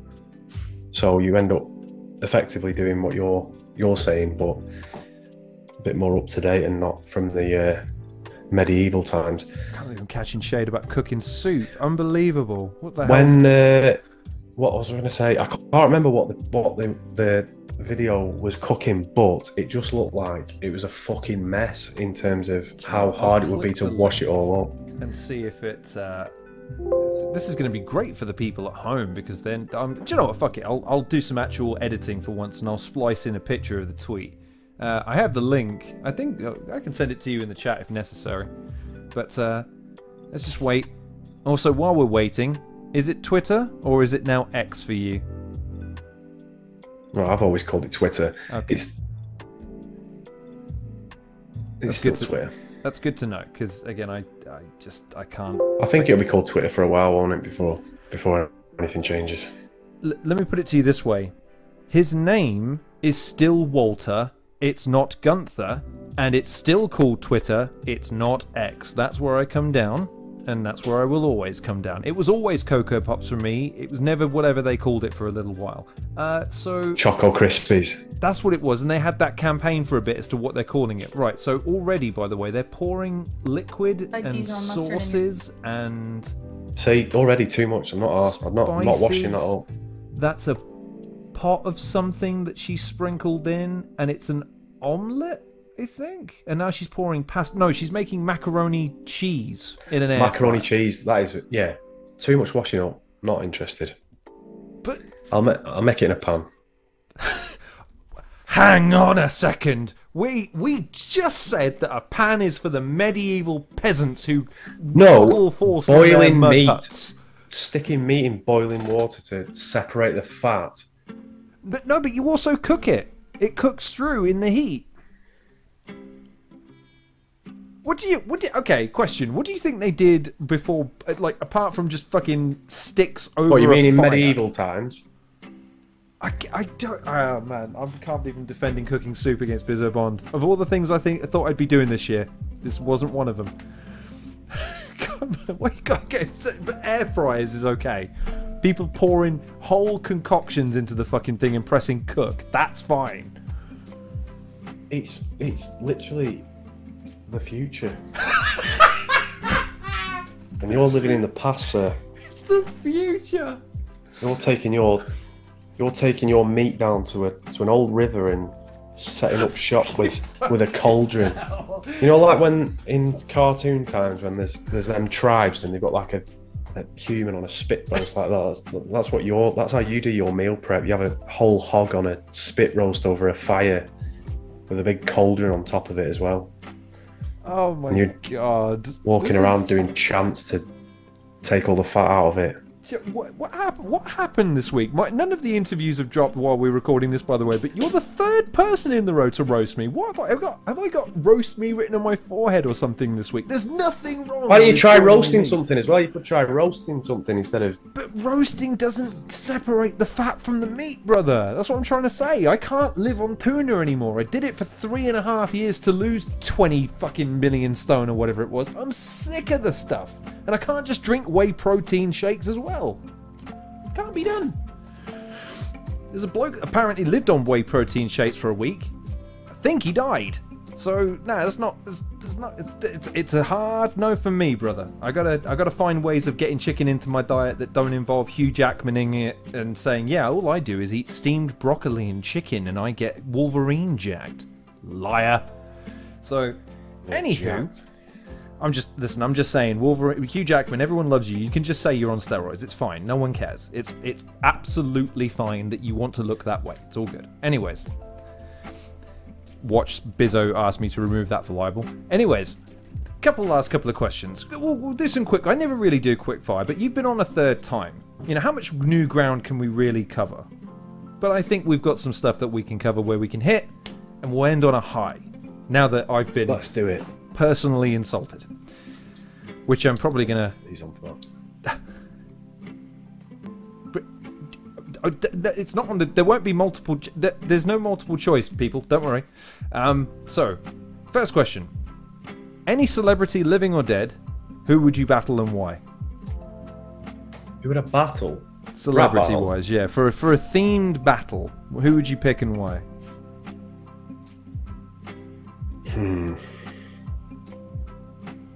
Could be a battler, but it could also be, I don't know, you could battle Mike Tyson, Joan of Arc, Pol Pot, I don't know. Who do you think would be worthy of a good roasting? Pol Pot? I just threw out a name that came to mind. What, the guy that won Britain's Got Talent? Oh, Bizzo. No, You say Pol Pot? But yeah, no, Pol Pot as in the dictator. Oh, I thought you said Pol Pot. He'd be light work. That'd be an easy 3-0, that. Just grill his teeth for 2 rounds. Yeah, we'll go with Pol Pot. Easy 3-0. Next. Pet peeves. What are your biggest pet peeves in and out of battling and in and out of real life? We've established coffee, so we don't need to retread that path. And apparently good cooking cuisine. That's fine. We can cross that off the list. I don't know in terms of battling. I don't like people that take the shoes off on nights out. I think that's disgusting. People take the what? You're gonna have to run that one by me. What? When people are out in nightclubs and stuff at the end of the night and they take all the shoes off and walk home barefooted. No, thank you. I know girls do that sometimes because they've been in high heels all night, but I don't see anyone taking off their slip-ons. Count me out. Do people do that? It is more predominantly aimed at the female population. Okay, well that's fair enough. That's you warned. Okay. That's a pet peeve. That's fair enough. I don't enjoy seeing that. I don't enjoy seeing that. I need to do one for men now, don't I? To even it out. Oh, that, or you know, something about the commute that you do, something about a service you receive, Koj undermining you on Twitter every day, like, I don't know. He does that. He does that affectionately. That's just a way of him saying. Yes. That's just his way of his saying. Picture, because it always looks like he looks like the neighbor from Borat, just like peering out at everybody, slightly just off camera somewhere, just looking at everyone with like a wry eye. I can't get over his profile picture. It's so funny to me. Not a lot of stuff bothers me, to be fair. I hate bad grammar. I can't stand people that don't know how to spell properly. Where they put like there, and there. That does my head in. When Tony exclaimed in the middle of his Moke battle, for instance, "That's not a word," that had your full endorsement, then I would have presumed. Yeah, Tony. That was a word. Is it? Because I hadn't had a chance to check. I just thought it was hilarious he'd stop a battle in the middle just by saying, "Fuck, that's not a word." That is definitely a word.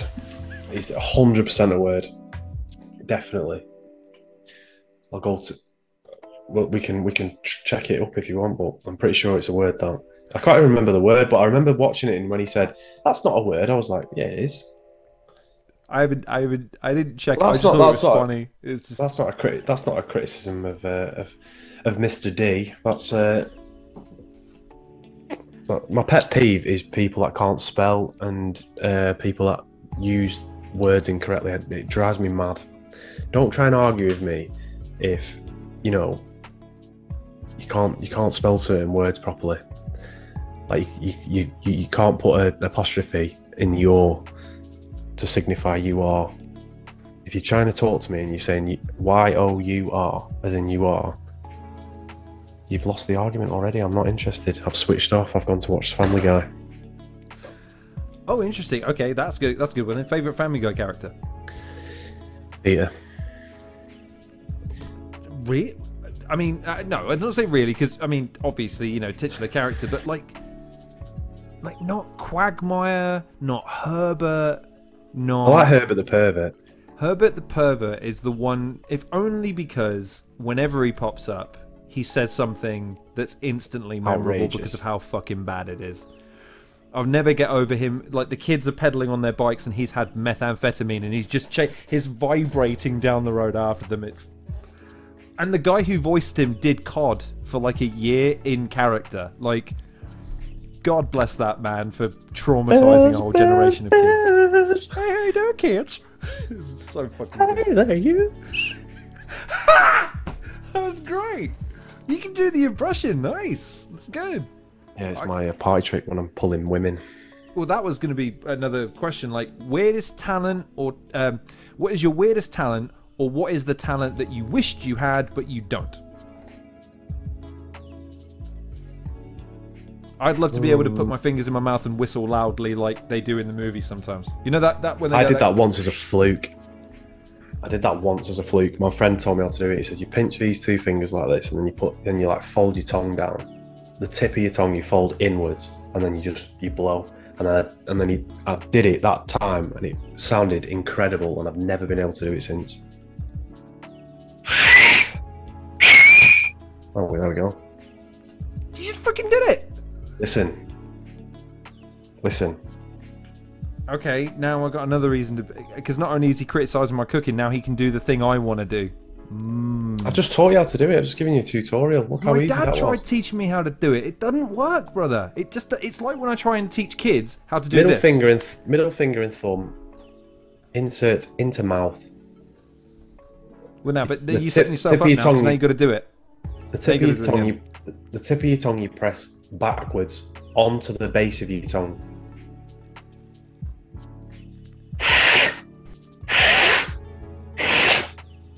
He's gone and jinxed it.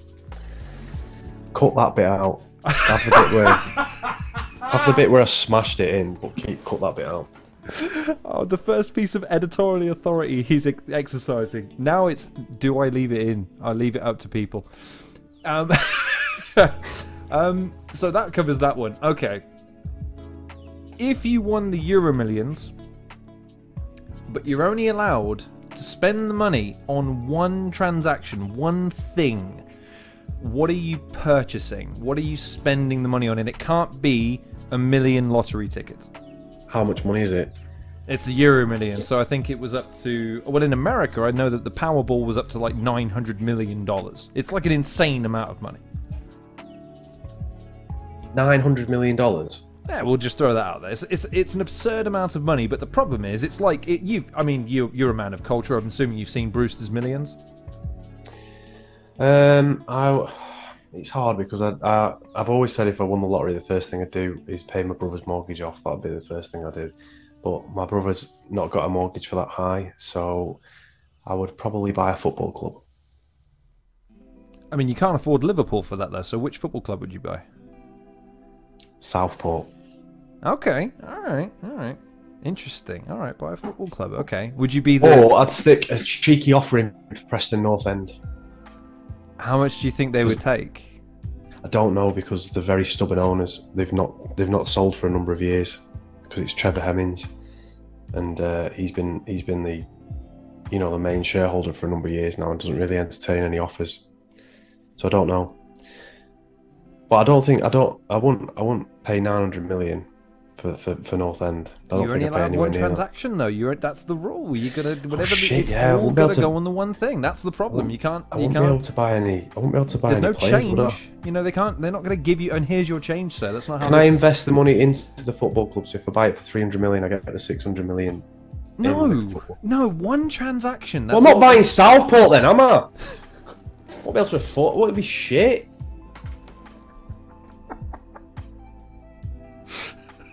What can you buy for? What can you buy for? What can you buy? What can you buy for 900 million? It's a bit pointless, really. But that's why I made it. It gives can't you buy an a house- opportunity I to can't buy think a of something 900 million properly pound house. absurd to spend the money on. You know what? If I could only make one transaction, I'd just do something that would like change the world. That was it. Like I'd provide like free electricity to Africa or something like that. You like wipe out the GDP debt of a country or something. Yeah, maybe do that. Okay. Maybe wipe out the country of it. Maybe out the debt of a country. Just pick one that I like and be like, I'll pay your debt off. Because there's no point. There isn't any point. Buy a football club without getting changed. No, but there's no point. I can't buy a house because I won't be able to fucking afford to run it if it was $900 million. Well, yeah, I have more chance of these lights staying on. Won't be able to pay the electric bill. Imagine the council tax on a £900 million house. Fuck that.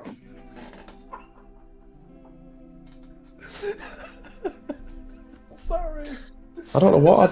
He's mad that he's got the £900 million house. It's like fucking council tax on this place is killing me.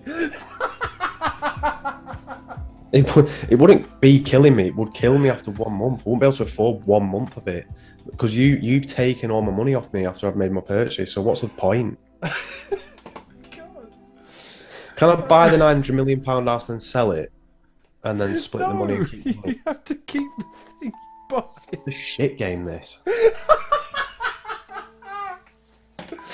Oh God!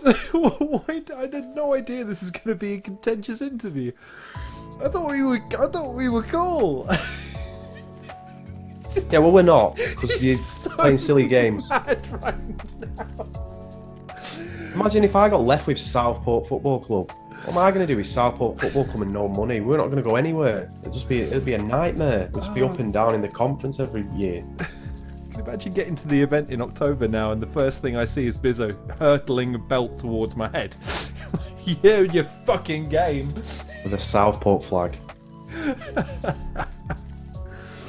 Okay, so that's okay. We'll wrap the questions up there because we need to avoid the fun. It seems that's fine. Okay, slightly more serious question then. In terms of interactions with fans, people at events, what has been a particularly memorable or favourite one for you? Like, what was a nice interaction that you had that was really stuck out for you in terms of your career as a battle rapper before before COVID? During COVID might be limited, obviously, and then after COVID, with people coming back and having the opportunities to go to more live events. I just think any fan that buys a ticket to watch me battle is a very surreal thing. I'm not really fully over that yet. I think it's a really like what's the right word? Like it feels like a really big achievement that someone would actually go online and be like, oh, I want to watch this Bizzo battle, I'm going to buy a ticket for it. I think it's a really, really nice thing, though, and I don't think I'll ever get over it when I look at it deep. I think it's probably one of the proudest things about being a battle rapper.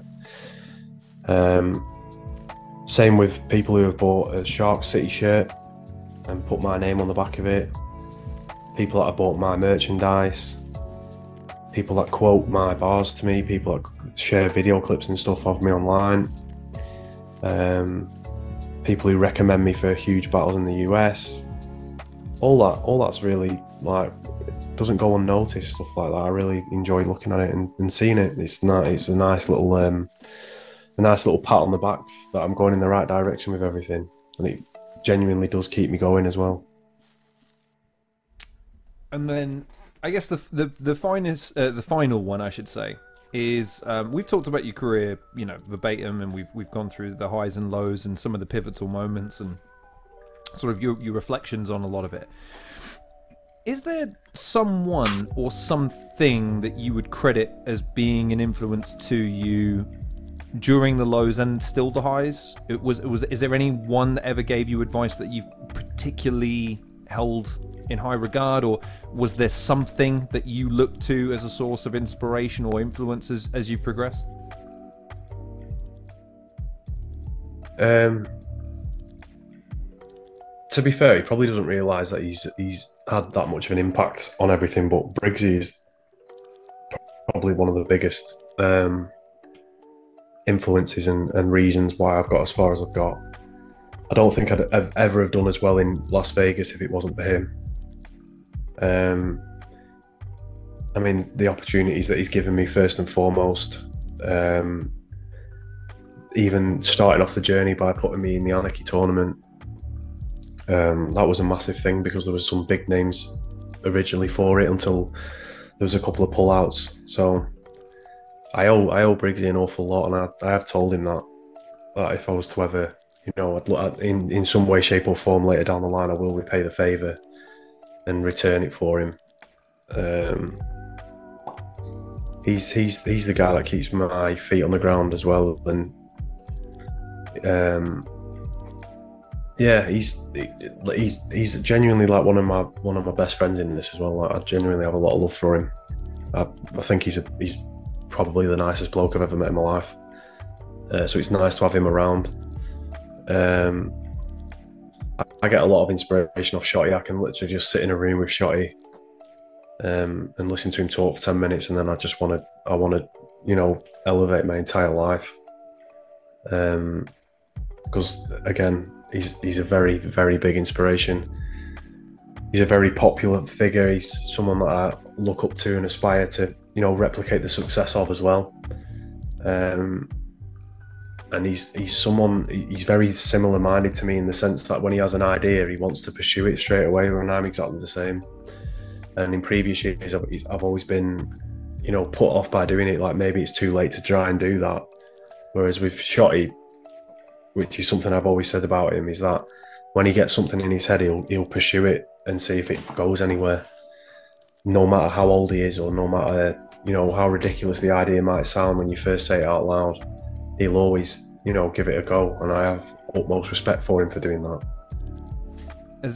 And the pro that you are, you've actually led into the final tweet that I earmarked for you, which is, quote, "Bison Briggz is the UK's biggest asset for battle rap. The moment you completely take away his motivation to push this scene forward and back where it belongs, he goes and everything will go with it." I mean, you've said it there. I mean, everyone speaks so highly of him as not only as a performer and a writer, but also just as a leader, as a person, as a source of energy and, like you say, pushing things. So it's remarkable that he isn't held in that regard, and that he's someone that means as much to you, given, again, what you've achieved in a relatively short amount of time since, 2 or 3 years is, is a long time in battle rap terms, obviously, but in terms of the grand scheme of life, like 3 years is nothing. So the fact that, you've done everything and he's been a part of that, I'm sure I'm sure that means the world to him, man.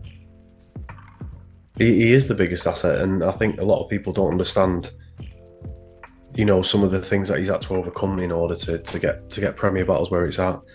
And I think 9 times out of 10, someone would have just thrown the towel in and been like, no, I'm just going to go and do something else. And if he'd have done that on a number of occasions, walk away from it scot-free, then there wouldn't be a Bizzo Bond.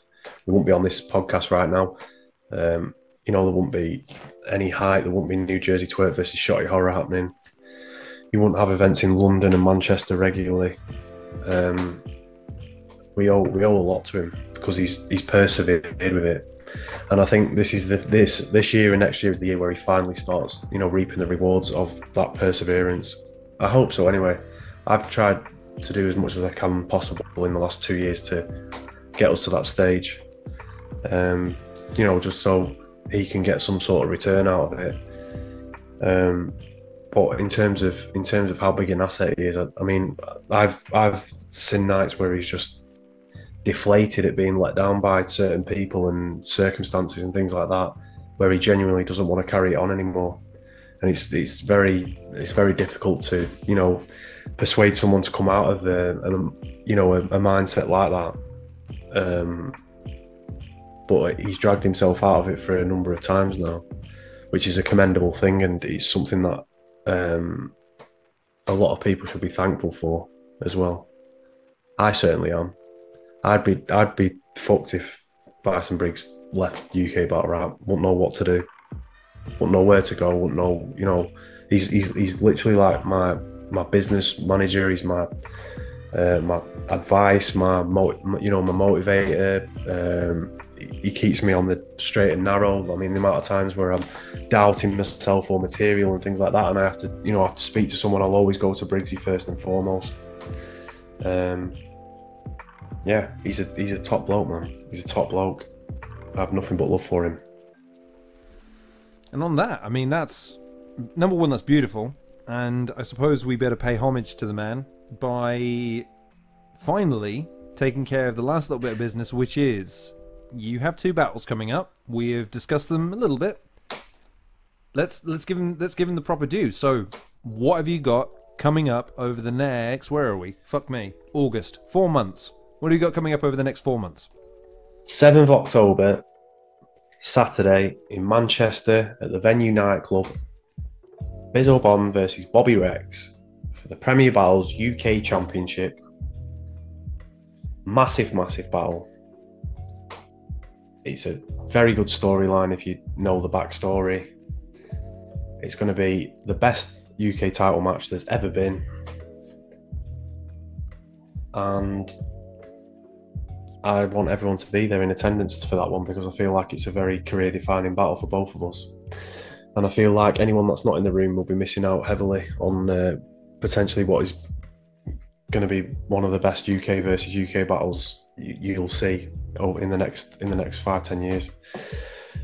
And then following on from that, you've got the 19th of November, which is a Sunday in London at the Steel Yard, and that's Bizzo Bond versus Castro, who's coming over from the States, from New York. It's his first time battling in the UK. I've spoken to him a couple of times and he's very excited to come over, and I'm very excited to welcome him. And that's on the biggest UK battle card ever. And if you don't go to that one, then there is something medically wrong with you. I can heartily recommend the Plug series, ladies and gentlemen. I went to the 3rd one and it was one of the best live, and I'll go one further, one of the best live experiences I've ever been to in London. I've been to a fair few Arsenal games, done some NFL experiences, went to a boxing match or 2. That ranks pretty goddamn highly. Obviously, Arsenal matches where we won rank first, because, I get to scream like a little girl in amongst 70,000 other prepubescent teens. But the point is that the battle rapping events that I'm earmarked to go to, I'm excited for, not only because I know that we're going to see some quality performances, but honestly, like Bizzo was saying, until you go to one, you can't really describe the hospitality of the venue and the people inside of it. It's one of the most chill, nice, welcoming, conversational, excitement, buzz, electricity filled scenarios you can ever find yourself to be in. And it's such a trip when someone like Bizzo or some of the other guys that are at the events do take, just even if it's just 30 seconds, to say to a fan, hey man, appreciate you coming, hope you enjoy the event. Like, that's just such a trip for someone like me who's been following the scene for, fuck me, coming up to 10 years now. I would have thought, yeah, 2012 I think it was when I was first aware of battle rap and started seeing scenes. God, I'm old. Final question: where can people find you? Socials, plugs, where are you on the interwebs, and how can people observe your guns and their gaining of mass? I'm on Twitter, or as it's now known, X at Bizzo Bond. Yeah. I'm on Instagram at Bizzo Bond. And that is it. You've not made the transition to Threads yet, then, no? I am on Threads, but I've never actually used it. You didn't do the day one thing where it was like new Threads, who dis, or so. What's yeah? I mean, doing? I've got it, but I've not uploaded anything to it at all. It's yeah, I wouldn't. Yeah, it's not really like, enticed me in. There's 3 people that use it, and one of them's Threads. So I wouldn't have social media if I wasn't a battle rapper. You don't have time for it? I just don't enjoy it. I just don't. It's not. Yeah, I don't really have a big love for it really. But how else will you keep instead with what Paul brother is fighting, what previous MMA fighter going forward? And you've just proved my point. Well, there you have it, ladies and gentlemen. Bizzo motherfucking Bond. That is the man, the myth, the legend. And that is his 3rd appearance. And there's one last thing to say, which is thank you more than words can say for taking the time. And I'll see your ass in October. Yes, you will.